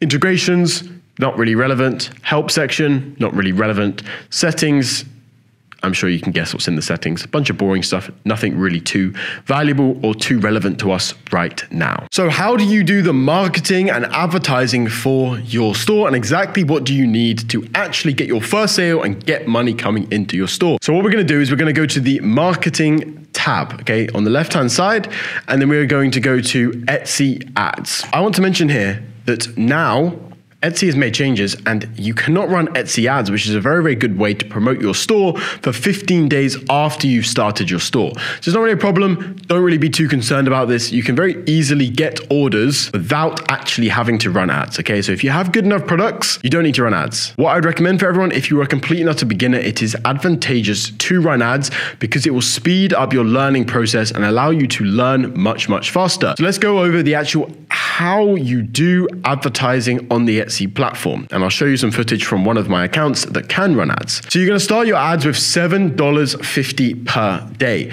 The reason why you're gonna start with $7.50 per day is because by the 15 days point, you would have been adding one product every single day. By the way, add one product every single day to your Etsy store. You are going to need $0.5, so 50 cents per listing that is active on advertising. If you say do $2 advertising to 15 listings, Etsy is going to spread the budget too thin. So the advertising strategy is as follows. When you increase your budget, bearing in mind this is $7.50 for your entire store, not per product, your entire store. $7.50, you are then going to increase it to $10, then to $15, then to $20, and then to $25 per day. When you know to increase it is when it is fully spending. So how do you actually optimize your products? When do you turn off products? When do you turn on products? What do you do? So the advertising strategy is as follows. When it has spent $3, that is when you look at it. So let's say this kimono has spent $3. We want to look at the click rate. If it is below 1%, we want to turn it off. If it is above 1%, then we want to leave it on. By leaving it on, we want to wait until it's between $12 and $15 in spend on that individual product. Then we want to judge it based upon, does it have one order? If it has one order, we want to continue to leave it on. The aim with Etsy advertising in the beginning is not to become profitable. The aim is to get sales and get momentum with our store, because there's something called the snowball effect with Etsy. And as we get more sales and more reviews, we're going to get even more sales and even more reviews. So that's how you do Etsy advertising. The longer term strategy I'll discuss later on in this video as well, and how you actually really scale your store and how you really bring it up and how you really grow it. But for now, let's talk about other marketing tactics, okay? So in the marketing tab on the sales dashboard, on the seller's dashboard, marketing and sales and discount, we're going to add a couple different things in here. So we are going to add up all of these automatic offers things. So bring customers back. We're going to set this up. Okay. We're going to set this all up. It's very important. But before we do that, we do want to run a sale. If you look at pretty much all stores, they have sales running. So this store right here is running at a 10% off sale for the next 21 hours. The way you set this up, even if we go to the homepage right here, let's have a quick look. Look, this one's running a sale. This one's running a sale. Lots of these stores are running sales, right? Sales entice customers to buy. So we're going to run a sale. So we're going to click this run a sale. Typically 25 is a good percentage to do and run a sale for. So sales duration, we're going to select today, and then we're going to put it for like next month. The maximum amount of time you can run a sale for is 30 days. The minimum amount of time you can run a sale for is 1 day. The sale name doesn't matter. You can just spam a bunch of letters, click continue, select all listings, review and confirm and create sale. So now if we go to our store, you can see that the kimono is actually under a sale. You can see right there it's on sale for $39.45. Okay. We're then going to go back to here. So now we're going to set up the automated offers. So thank you. Send an offer to a buyer after their order to dispatch this to thank you for their business, right? So we don't want to give them 25% because we're already offering 25% to everyone. We want to give them a little bit extra. So we're going to do 30%. A little 5% extra. These discounts don't stack. So we're already giving everyone an automatic 25%, but we now want to give all of our extra customers, the customers that special offers, an extra 5%. So they get 30% off total. So we're going to do a little thank you offer. We're also going to set up the abandoned basket. And again, that's going to be 30%. We're just going to do these as comeback. These promo codes here, by the way, can be seen by customers. So we're going to then select this as 30%, and then we're going to write your fave as well in this one. And we're going to create 3 offers. Cool. So we're going to select got it. And it's simple as that. One thing I want to say on the advertising front is do not do Facebook, Instagram, Pinterest, TikTok, any of these offsite advertising platforms. You do not need them. You do not need them. Use Etsy advertising. It's that simple. Etsy dropshipping is a crazy opportunity right now. And you're one of the few people that actually knows the correct way to do it and actually knows about it. So now I've taught you exactly how to get your first few sales on the Etsy platform, how to do the listings, how to do the ads, set up your store, set up your account, everything you need to know to get your first few sales. So how do you go from 3, 5, 10 orders to get to $10,000 profit each and every single month with Etsy dropshipping? That's what I'm going to be talking about now. So the first way to actually increase our orders, increase our profitability, and make more money with the Etsy platform and with Etsy dropshipping is a method called vertical scaling. Vertical scaling is where you are improving and you are scaling the revenue of one single store. There are 4 main ways that you're going to improve that one single store. The first way is more products. The more products you have on the Etsy platform, the more chance you are giving other people to buy your products, the more chance you're going to find a very good winner, the more chance you're just going to make more money. It's pretty much that simple. I would really recommend to do 1 product every single day. Once you get into the swing of actually like listing products and understanding how to list products, it's going to maybe take you from, I would say, 15 to 25 minutes to list one single product, including the product research, including making the images, all that stuff. It's going to take you 15 to 25 minutes. So you can very easily do 1 a day. What I would recommend to do here is draft up a bunch of products. So when you go to make a product, in the bottom right, it's either publish now or it's save draft. Okay. You can save a draft and you can come back and just list 1 every single day. 1 a set every single day is a sweet spot that I've realized to actually see success with Etsy dropshipping right Now, don't list 10 a day because that's going too quickly. Etsy will think you're spamming the platform with very, very bad products. 1 a day is absolutely perfect. It'll continue to boost your store, continue to grow your store as a first way to actually grow one single store and do vertical scaling. The second way is by using the Etsy advertising platform. So we've obviously discussed how to use Etsy ads, but this is the actual way you're going to scale your store. There's one key metric that you should look at after you've done the optimization we've already talked about previously, right? So we're talking about the $3 spend. If it's got 1%, you want to keep it on. If it's got below 1%, you want to turn it off. And then $12 to $15, if it's got 0 sales, you want to turn it off as well. So after you've gone past that, right? Let's say your product has spent $25. What are you going to do with it once it's spent $25? Are we going to turn it off? Are we going to leave it on? What do we look at now? So the metric that you look at is the ROAS, the return on ad spend. So ROAS is an acronym for return on ad spend. This is basically calculation to figure out what your profitability level is with advertising. So one thing that you need to go out and understand is your break-even ROAS for each individual product. I'm going to put the formula to the break-even ROAS on the screen right here, but this is very, very important. Okay, so I'm going to use an example. Is let's say you're selling a watch for $10. You're selling this watch for $10 and it costs you $5 to ship it to the customer, drop ship it all the way from China to any customer all around the world, okay? So you've got $5 of profit on there, okay? So when you're spending money on ads, you need a 2-to-1 return. So for every $1 you spend, you need to get $2 back on your ads to break even. You're selling it for $10, you're buying it for $5, so you got $5 spare. So you need to spend, if you spend that $5 in ads, you need to get $10 in revenue to actually make that money back and break even, okay? So if you understand your break-even ROAS for each one of your top products that spent over $20, then you can optimize based upon that. So let's say you have a particular product that has spent $35 and is currently sitting at a 2.3 ROAS. Again, I'll put the calculation for ROAS on the screen, but it will show on Etsy as well. If it's sitting at 2.3 ROAS, you work out your break-even ROAS and it is a 1.9. Cool, we're in profit. Let's say the second product on your screen is sitting at a ROAS of 1.8, and then you work out your break-even ROAS and it's 2. That product is negative. So you turn off the one that is negative. The reason why I'm saying calculate your break-even ROAS is because some products cost you more than other products. So you need to bear this in mind when you're optimizing your advertisements and when you're scaling your advertisements. Are ads profitable for you, or are they break-even, or are they always losing you money? If they're always losing you money, and you're still a new store, you can keep them on for a little bit, it's okay.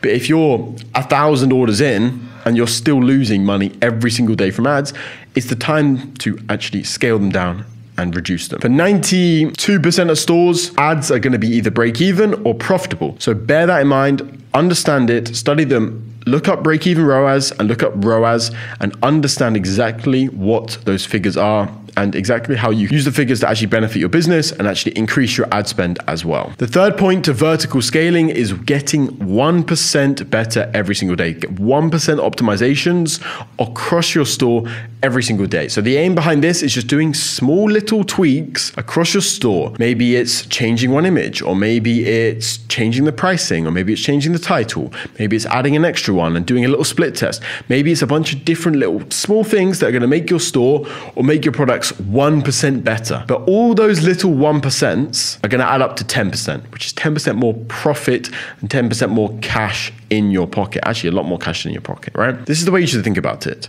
You should think about it, okay, what can I add to my description that would benefit? Let's go look at other stores. Let's go study other stores. What are they doing that I'm not doing? And what should I be able to implement to my stores? Really, the biggest thing that I would say once you're past the 250 orders point is pricing. This is the biggest place that you can actually optimize your store and you can increase the amount of revenue and the amount of profit that is coming from one single store. The way you would do this is you simply just increase your price by maybe 10% or by using a specific dollar amount of like $2, $3, $4, $5 every couple of days. I would normally recommend every 3 days and then obviously continue to increase it if the test is going well. Me personally, in my experience back in 2022, my second Q4 on the Etsy platform, I was almost running out of stock and I had a massive headache and it was just, everything was so busy and so crazy and we were running out of stock. stock because we were doing bulk shipping, right? And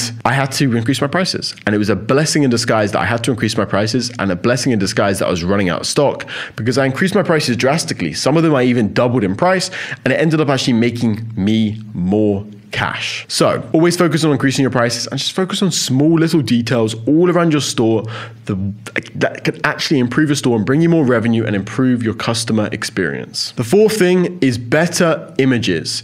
So on the Etsy platform, the most important thing obviously is product research, but the second most important thing is actually your thumbnail image and how you portray your item. If you portray your item in a good manner and you have good pictures, vibrant pictures that clearly show the item, and the thumbnail photo is perfect, it's vibrant, it's eye-catching, it's interesting, your items will perform so much better. So what I mean by getting better images is A/B test. So let's say you have a product, let's say just use the watch example again. So it's this watch, you're selling it for $10 and it's working really well. You're getting 30 orders a month with it. You're very happy with it, right? So what you would do to test the images is you would duplicate out this product twice, and then you would change the thumbnail image. Maybe you would order this product. If it's working really well for you, order it to your house, right? Order it to your house, take pictures yourself, send it to a photographer. It's not going to cost you much money or much time.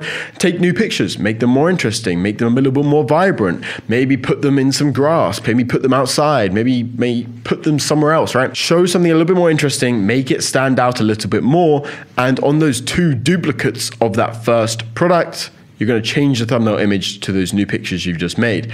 Maybe they'll work really well. Maybe they won't work really well. Or maybe it will literally go from 30 to 100 pieces a month, right? Like that image is just a little catalyst that will change your entire store, and then obviously change your... The other way that you scale your Etsy dropshipping income from a few orders a week to a few thousand orders a week and making $10,000 profit each and every single month is horizontal scaling. So that means adding more stores in more niches. The reason why you want to do this is, well, there's two reasons, okay? So first reason is you don't want to have all your eggs in one basket. Let's say you're running a store that is summer dresses. In winter, that store's not going to do much, right? It's going to do very little amount of sales compared to summer. So if you have all your eggs in one basket, come September, when it's winter in the majority of the world, you're not going to be making any money. So you don't have all your eggs in one basket is the first reason. And the second reason is because you're able to test more niches and go faster across multiple stores. As I said previously, in vertical scaling, one product per day is the sweet spot to actually make money with Etsy, right? But one product per day with one store, it's only one product, right? But if you have 5 stores, it's obviously 5 products. And having 5 products is going to make you go 5 times as fast as the person with one store that's only doing one product per day. You're also able to test more different niches. Maybe one's a clothing store, maybe one's a jewelry store, maybe one's a wooden utensil store, a kitchen store. You're able to test different niches, and the more niches you test, the more likely you are to find a golden niche, a niche that can make you hundreds and hundreds of thousands in a very short period of time, just basically overnight. So you obviously do want to focus on vertical scaling, but horizontal scaling is more important. You have to drag obviously every single penny from every single one of the stores, but also focus on getting more stores.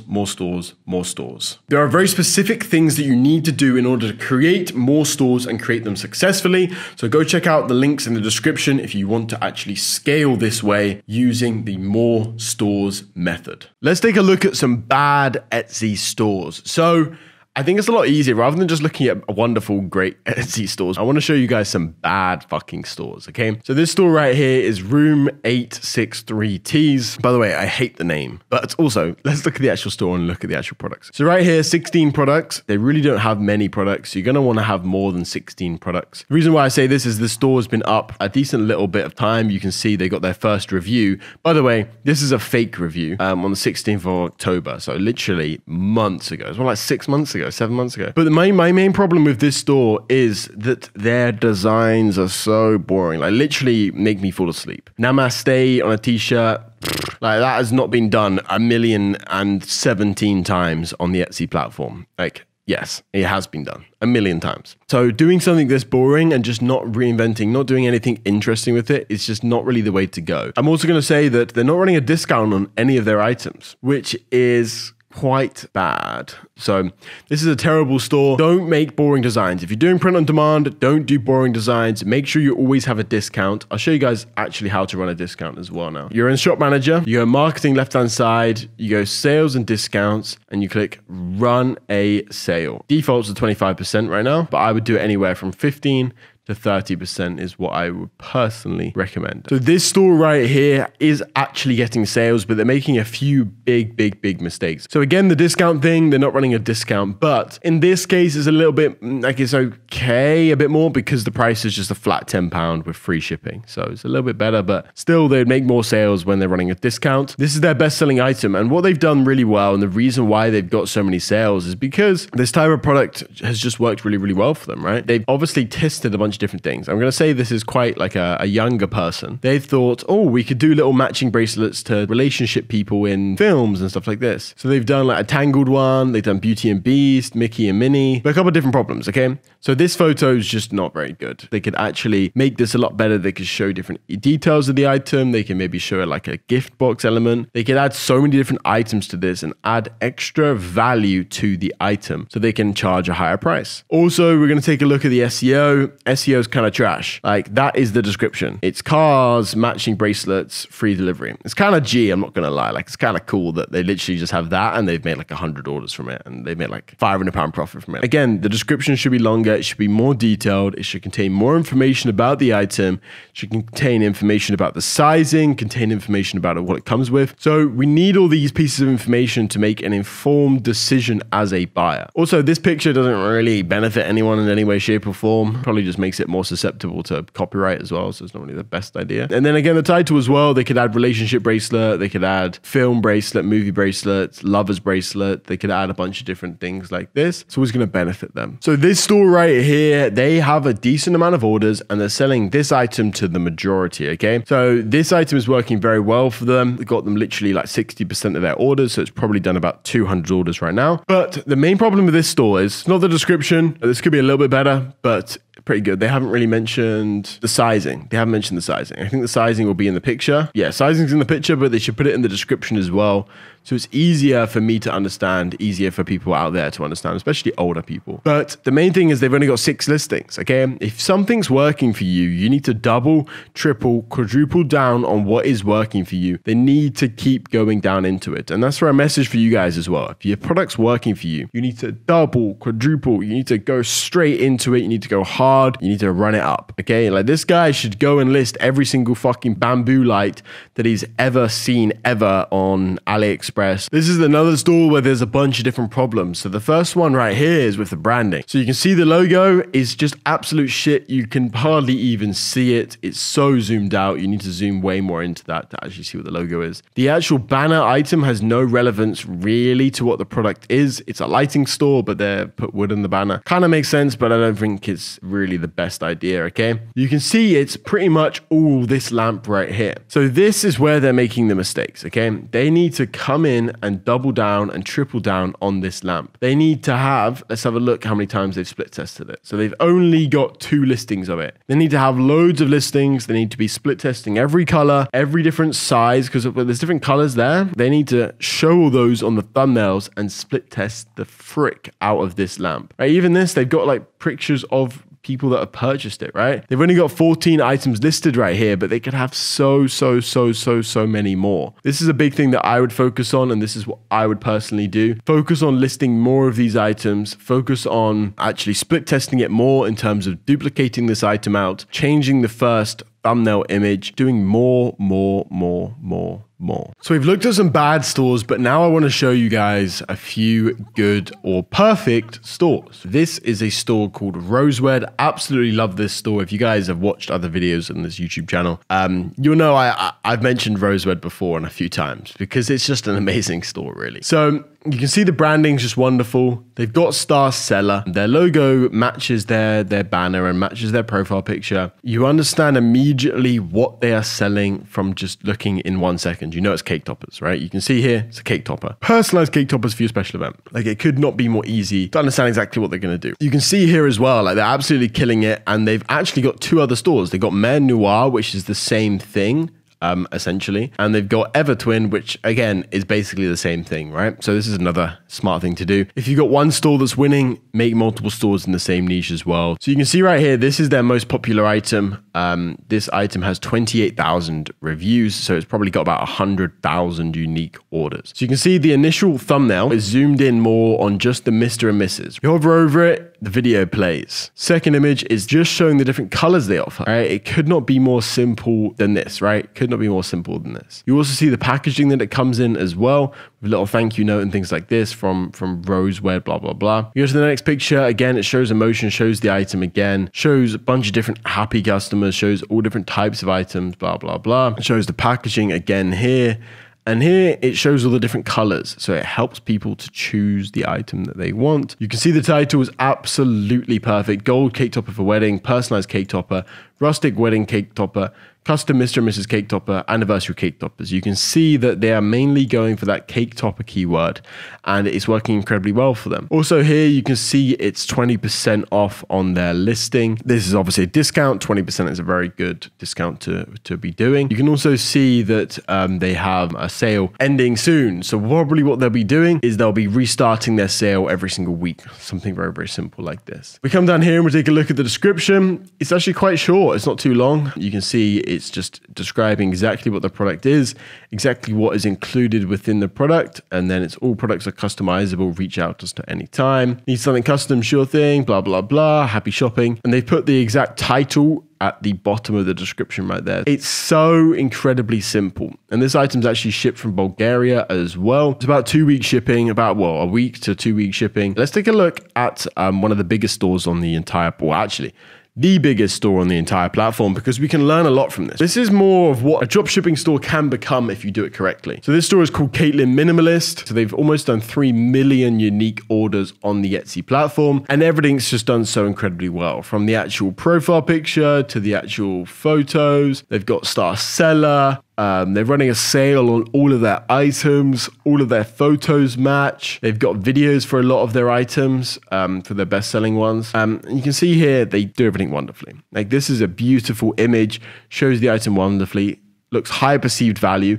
They're selling this for £30. They're buying this for like £2 from China. So again, the description, these ones are quite long descriptions. They contain a lot of different stuff. So they got their Facebook in here. They got the IG in here, blah, blah, blah. They've got the about us. They've got kind of delivery time, things like this. They've got the name and the phone. They've got all the actual things that someone needs to know before they purchase this item. And it's absolutely wonderful. If you really want to succeed and you really want to do well, you need to look at the top 100 Etsy sellers. Like, this is a really, really, really, really important thing to do. So a big website that I recommend to do this. And obviously after you finish watching this guide, I'd really recommend you go check this out. So this is the website right here. You can see Caitlin Minimalist has done 56,000 orders in the past 30 days. Silver Rain Silver, 35,000 orders. Warring Beads, Seed Geeks. You can see all these different stores right here. You'll start to notice trends if you take a look at every single one of them and you really start to study and understand every single one of them, right? Like here, there's 3D printed cookie cutter stencils. And just like this one as well, your wedding place. This one's just a massive personalized store for kind of wedding gifts, for just different people, massive personalized store, but just doing different things like personalizing knives and stuff like this. There's so many different options here, right? So really check out this listing. It's called marketpulse.com/top-Etsy-sellers. So once you've opened your store, you are going to receive messages pretty quickly. These messages, 99% of the time, are scams. Okay, so let's take a look at them. So we go into the messages tab. You see we've got one unread message, and it is this message right here. A lot of people get tricked out because they're not familiar with maybe the internet, maybe they're not familiar with Etsy or dropshipping or e-commerce in general. And although these scams are very, very simple and easy to spot, a lot of people do get tricked out by them. Okay, so let's take a look at them and let me explain them to you. So this one here is verify, and we're going to click on the message very quickly. Hello, welcome to Etsy customer service. Your shop has been temporarily suspended. It hasn't been. To continue operating your shop, you will need to re-verify your payment information due to a recent payment system update. Click on the link provided to receive instructions on how to proceed. Please do not ignore this message, as fail to comply may result in permanent blocking of your shop. Sincerely, Etsy customer service. This is not Etsy customer service. This is not Etsy customer service. I'll say that again, okay? So any message like this that is either sending you a link or is asking for your email address or asking for your phone number and saying, typically the common things are, your store is suspended, or what a lot of them do is say, you've got a sale, but in order to actually receive the money from your sale, you have to go verify your payment information. You don't have to do that, okay? If your store is suspended, you will see it on your actual dashboard. You'll see it here. If there's any problems, there'll be a big thing right here that will say your store is suspended or is there a problem. If you receive an order, it will come into your orders tab right here. These messages from Etsy, it's not Etsy, are scams.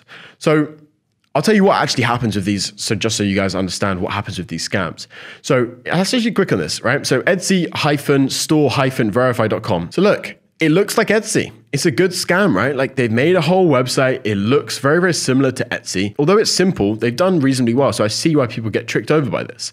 But you see, you've got an account, orders are currently suspended. Please verify your bank card. And then you've got to enter your bank card number, expiry date, and CVV. This is obviously a scam, right? If you really think about it, obviously it's a scam, and they're really, really pushing you to enter it, and they're going to send you messages. The second you enter your credit card details, they're going to attempt to charge anywhere from $50 to about, the maximum I've seen is about $400 on your card instantly. They're going to take that money out of your account. This is not Etsy. Etsy is never going to ask you for this extra verification because you've already made your store. So what you need to do when you see a message like this exact message right here, you need to come up to this button right here and mark as spam. This is a completely spam message. This was sent about 10 minutes after I opened up my store. We're going to mark it as spam. And then it's going to be moved to our spam folder and it's gone forever. Hiring and outsourcing. So this is a very important section when you are already making sales, okay? You only have a limited amount of time per day. Obviously, you have 16 hours waking, but really, you can't work the entire 16 hours. And even if you can do like maybe 1 or 2 days, you can't do it consistently for a long period of time. So what you're going to need to do is hire. If you look at any big organization out there, they have thousands of employees. Like the way someone scales, the way you actually scale and actually increase your income from a point of doing 10, 20, 30 orders a day to going to 100, 200, 300 orders a day is outsourcing, and it's hiring other people to do work for you. There's a few different ways to go around this. Okay, so in terms of actually the position that you should hire first for, it's either the lowest return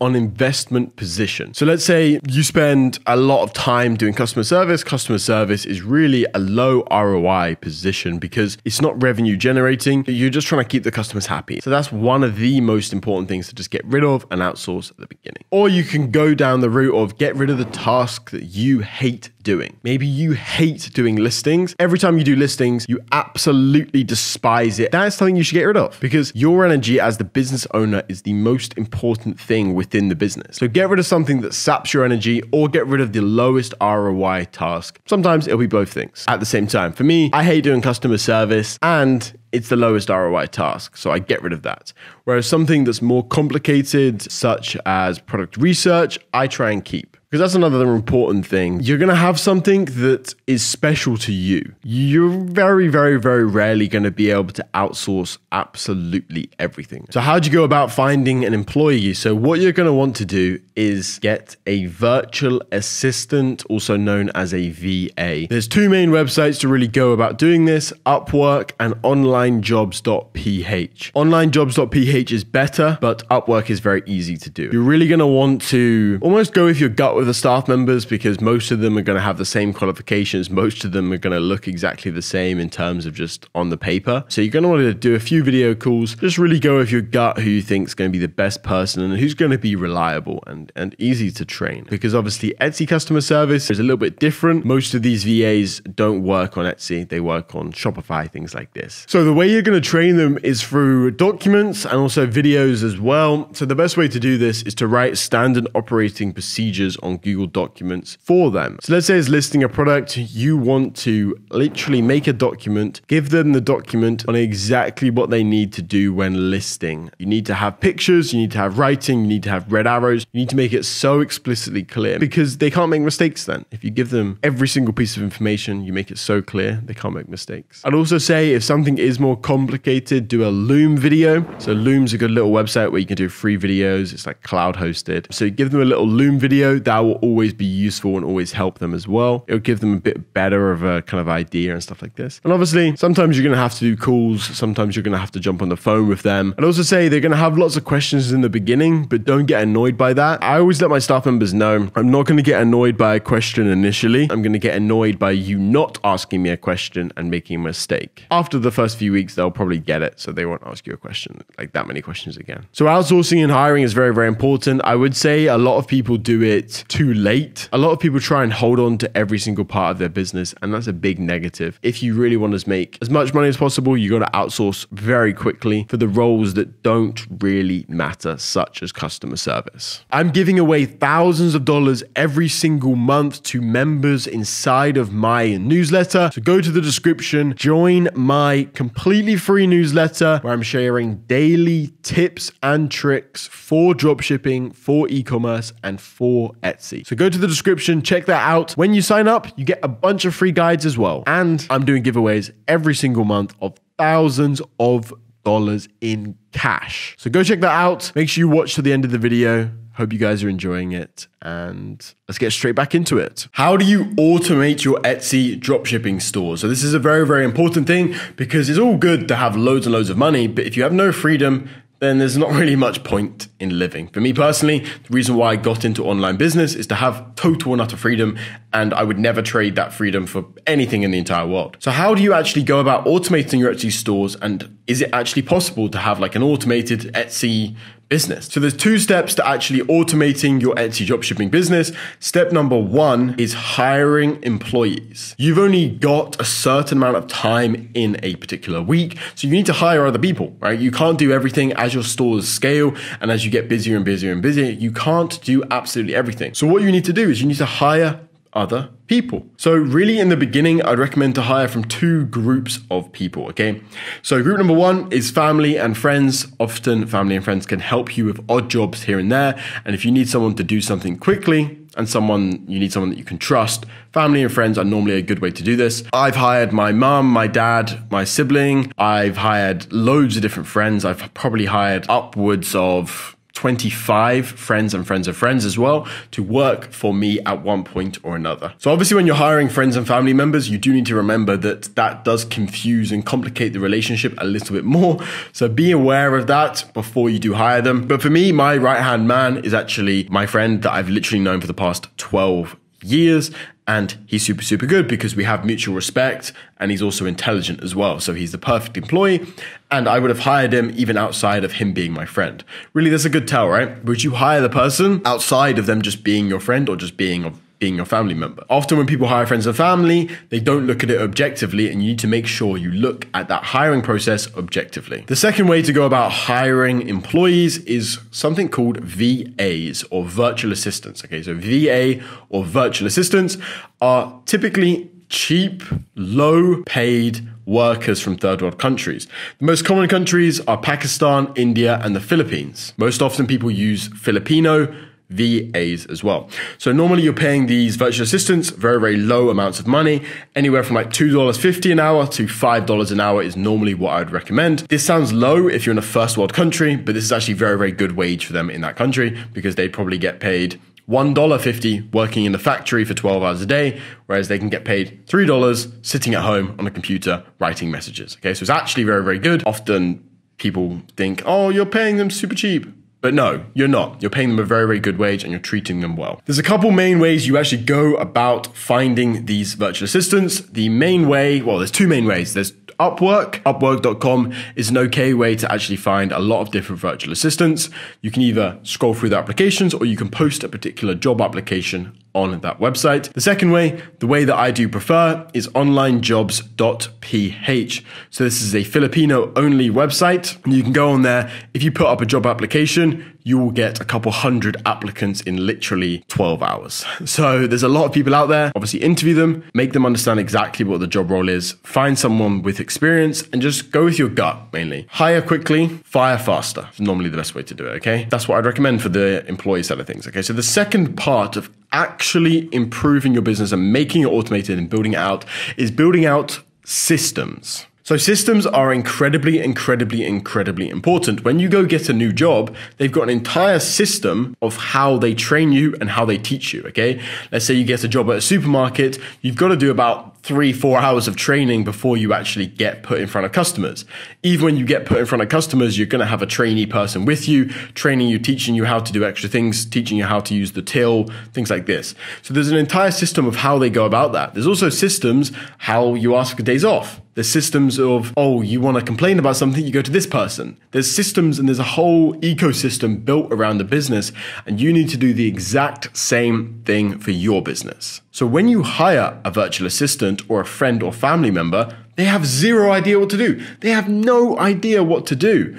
And as a business owner, this is one mistake you will make. You think common sense is common. It's not. Common sense is not common. People that you hire won't have the same thought process, or normally anywhere near the same thought process as you have. So bear that in mind, really think about that, and obviously internalize that. So if you are hiring people, you need to make sure that they understand what they're doing and how they go about doing it to the best of their ability. So systems, you want to write them documents. You want to give them videos, Loom videos. You want to have actual Zoom meetings with them as well, because especially over their first few weeks, they have no idea what they're doing. So you need to give them leeway. You need to train them properly. So you need to give them documents. You need to give them tutorials. You need to give them communication directly with you or with your manager so they can ask their questions. You need to be fair to them, right? If you haven't told them what to do and they make a mistake, that's your fault. If you have told them what to do and they make a mistake, okay, then it's obviously their fault. So understand this. If you were able to hire the correct employees and you are able to build the correct systems, you will be able to automate the far majority of your Etsy dropshipping business. I'm not going to sit here and pretend you're going to be able to automate 100% of it, because that doesn't work. I'm not going to sit here and say that, oh, you're going to put 10 minutes work on it in the beginning and then just give it to a VA and it'll all be easy and all be solved. No, that's not realistic. If you put time and effort into understanding what Etsy dropshipping is, you are able to train someone else to do individual roles, train maybe 3 to 5 people to do specific roles. You can step back 95% of tasks and hand over those tasks to those employees once you train them up, and it will essentially be automated. So this really means that you can be earning $10,000, $15,000, $20,000 profit per month with 1 to 2 hours work each and every single week, which is obviously amazing if you manage to get it into that position. But really focus on hiring the correct employees, hiring quickly, firing faster. Make sure that you build the correct systems for them to communicate with you, but also understand the documents and learn the process correctly. Paying taxes and setting up companies. Okay, so this is something you do not need to worry about if you're a beginner and you have done under $5,000 in revenue. If you're a complete and utter beginner and you've come to this section and you are paying attention on this section because you are scared about starting, that is completely and utterly incorrect. Do not do that. Start, make money, and then worry about company setups, then worry about taxes. The government is not out to get you and not out to kill you and stop you from making a business. They want you to make businesses because they're basically a partner in your business, because obviously they're making a percentage of your profits. So don't worry about it. Do a few $1,000s. I would really recommend $5,000 of revenue with your Etsy store before you worry about the business setup. Okay, so you've done $5,000, or you just want to hear what you actually do with the setup and stuff like this. Okay, so if you've done $5,000, I would go and speak to an accountant. That's honestly my best advice that I can give to you guys. I can give you the whole setup, but at the end of the day, I'm not an accountant. I have been dealing with accountants for 5 years. I've done some of my own stuff and I do understand it, but I don't want to give you guys the wrong pieces of information. I want to tell you the right information. It's dependent on each country. Obviously, if you do have extra questions, you can DM me, things like this. But I would really just recommend to go speak to an accountant. I would tell them exactly what you're doing. You're doing Etsy, but you're selling from international. You're doing dropshipping. Explain to them the dropshipping model. See what they say to you. I would then go on the internet and do some research about e-commerce accountants and do a quick free consultation with one of them and explain to them that you are doing dropshipping and you're selling on the marketplace Etsy. If you explain to them that model, make sure you tell them you're doing dropshipping because there's certain tax rules and it's basically better if you're doing dropshipping. Explain to them that and they will be able to help you and they'll be able to put you on the correct path. I'm not going to tell you guys that taxes are something you just have to completely ignore and don't pay them and stuff like this, because obviously that is terrible advice. But they're not the end of the world. They're not the most scary thing in the entire universe.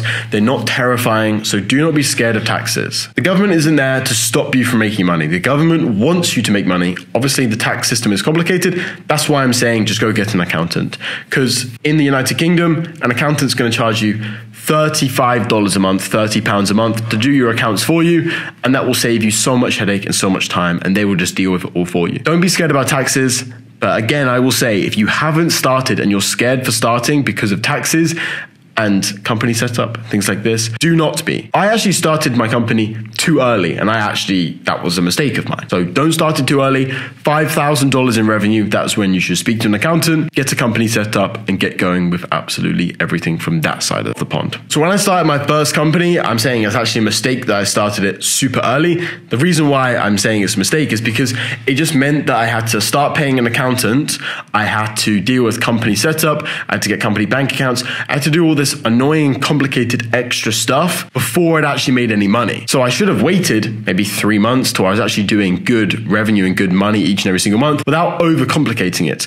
And accountants are an interesting breed of people. They're normally very safe, and they'll normally tell you to err on the side of caution. They'll do all that kind of stuff, right? So they're normally very boring and very safe. And at the end of the day, that's not really the correct mindset to actually run a business, because an accountant doesn't run a business. He works a 9 to 5. He's a consultant. He's just working a 9 to 5. So for me, I think it was just an annoying little extra step that I shouldn't have done in the beginning. I should have done later on when I was actually earning good money from my business, which was only a couple months later down the road.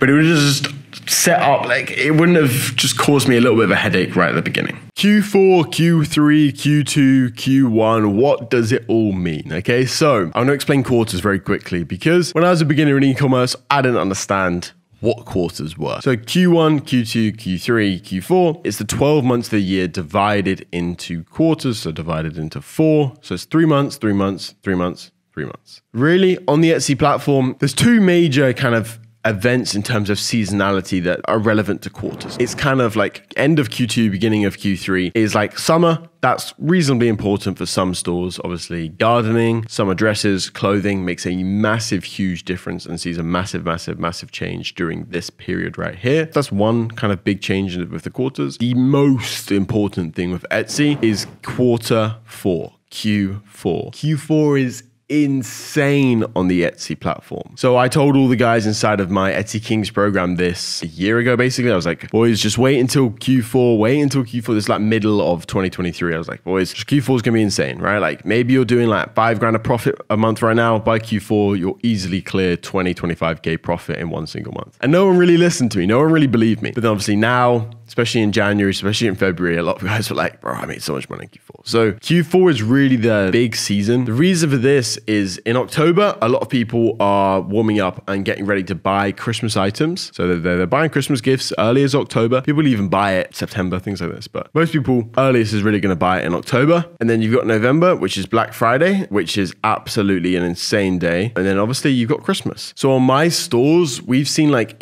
anywhere from a 3 to 5x during quarter 4, during that 3-month period. So let's say in Q3, we do 100,000 in Q3. In Q4, I would easily expect anywhere from 300 to 500, if not even more, up to 600 or 700. This does happen with all of e-commerce. It always goes up a lot during Q4, but not as much as Etsy, because Etsy is known to be just a specific gifting platform. Also, there's one other quarter that I forgot to mention, so that's Q1. So this isn't super relevant with Etsy, but Q1, typically January, February, for fitness and for health brands is when things go absolutely crazy. Things go really, really well. So if you look at big brands like Gymshark, they'll do like big sales in January rather than in the Christmas period. Because Christmas period, everyone doesn't care if they get fat, but January 1st is when everyone's a new me, like everyone's perfect now. So that's the quarters explained. 12 months divided by 4. So it's 3 months every single quarter. On Etsy, with dropshipping or with print on demand, the most important quarter is Q4. So that's October, November, December, and that absolutely is insane and it's fucking wonderful. Which country should you be selling in, whether it's Etsy dropshipping or Etsy print on demand? A lot of you guys watching are going to be from the UK. If you're from the UK, open up your Etsy store in the UK and really focus on selling to the UK market. If you're from the US, open up a store in the US, focus on selling to the US market. If you're from mainland Europe, again, focus on selling to mainland Europe. If you're from different countries, maybe that's Asia, Africa, South Africa, things like this, I would really recommend opening up a UK store or a mainland European store, particularly Germany, and focusing on those destinations. So what I mean by opening up a specific store or focusing on a specific location is you can change the ships from location on the listing for your items. So if you change the ships from location as to the UK, you're going to get a lot more UK customers. If you change it to Germany, you're going to get a lot more German customers. If Canada, you know what I'm trying to say? The easiest way to set up a store is to set it up in your home country. So if you're in the US, it's the best to do US. Canada, UK. Germany is the easiest to do that. But if you're from outside, obviously North America, USA, and obviously Canada, you're outside of Australia, mainland Europe, UK. If you're outside of those, you need to set up one inside of those locations. So whether that's just putting it as ships from, that's perfectly fine, or actually physically setting up the store there, maybe using a signer, using a third person, that's also fine as well. Really, I'm just gonna have to recommend to set it up in one of those 4 locations. Again, so just to repeat, USA, Canada, North America kind of area, Australia, New Zealand, mainland Europe, and then also United Kingdom as well. Those are the main areas that are selling the best with the Etsy platform. Setting up a store outside of these areas right here is kind of silly and is gonna screw over your sales basically. So obviously you've done Etsy dropshipping and like Shopify dropshipping. Which would you say is best for a beginner to get into? Definitely for beginners, I'd say Etsy. As you said, who buys on Etsy? Who are you competing with? Like all older women. But Etsy, the first month we did, I think 4K, and the second month 10ish K. And this was like no Etsy experience at all. So how much have you done over the past 9-10 months in terms of revenue? I'm just shy of 500k revenue. The majority of that came in November, December. And what kind of rough profit margins, right? Because obviously you started from literally zero. Pure Etsy, yeah. And have done $500,000 in nine months. Yeah. So what kind of profit margins have you made? Give it a little bit of a scale. Overall, it's about 25 to 35%, and from nothing as well. Etsy dropshipping has changed my life completely. First of all, on a skill level, now I'm able to source agents, now I'm able to find VAs, now I'm able to train people up. And then even the networking side of things, like Etsy Kings has changed my trajectory a lot. I was always saying to my girlfriend, I need to start networking, I want to get into places. I was thinking, how should I do it? I saw Etsy from your free content, and then I joined Etsy Kings, and that changed my life completely. I joined EK, and my inherent laziness, which had led me down this path anyway, didn't disappear overnight. So it took over a month before I did a single thing. I've made a choice to join, to spend some money.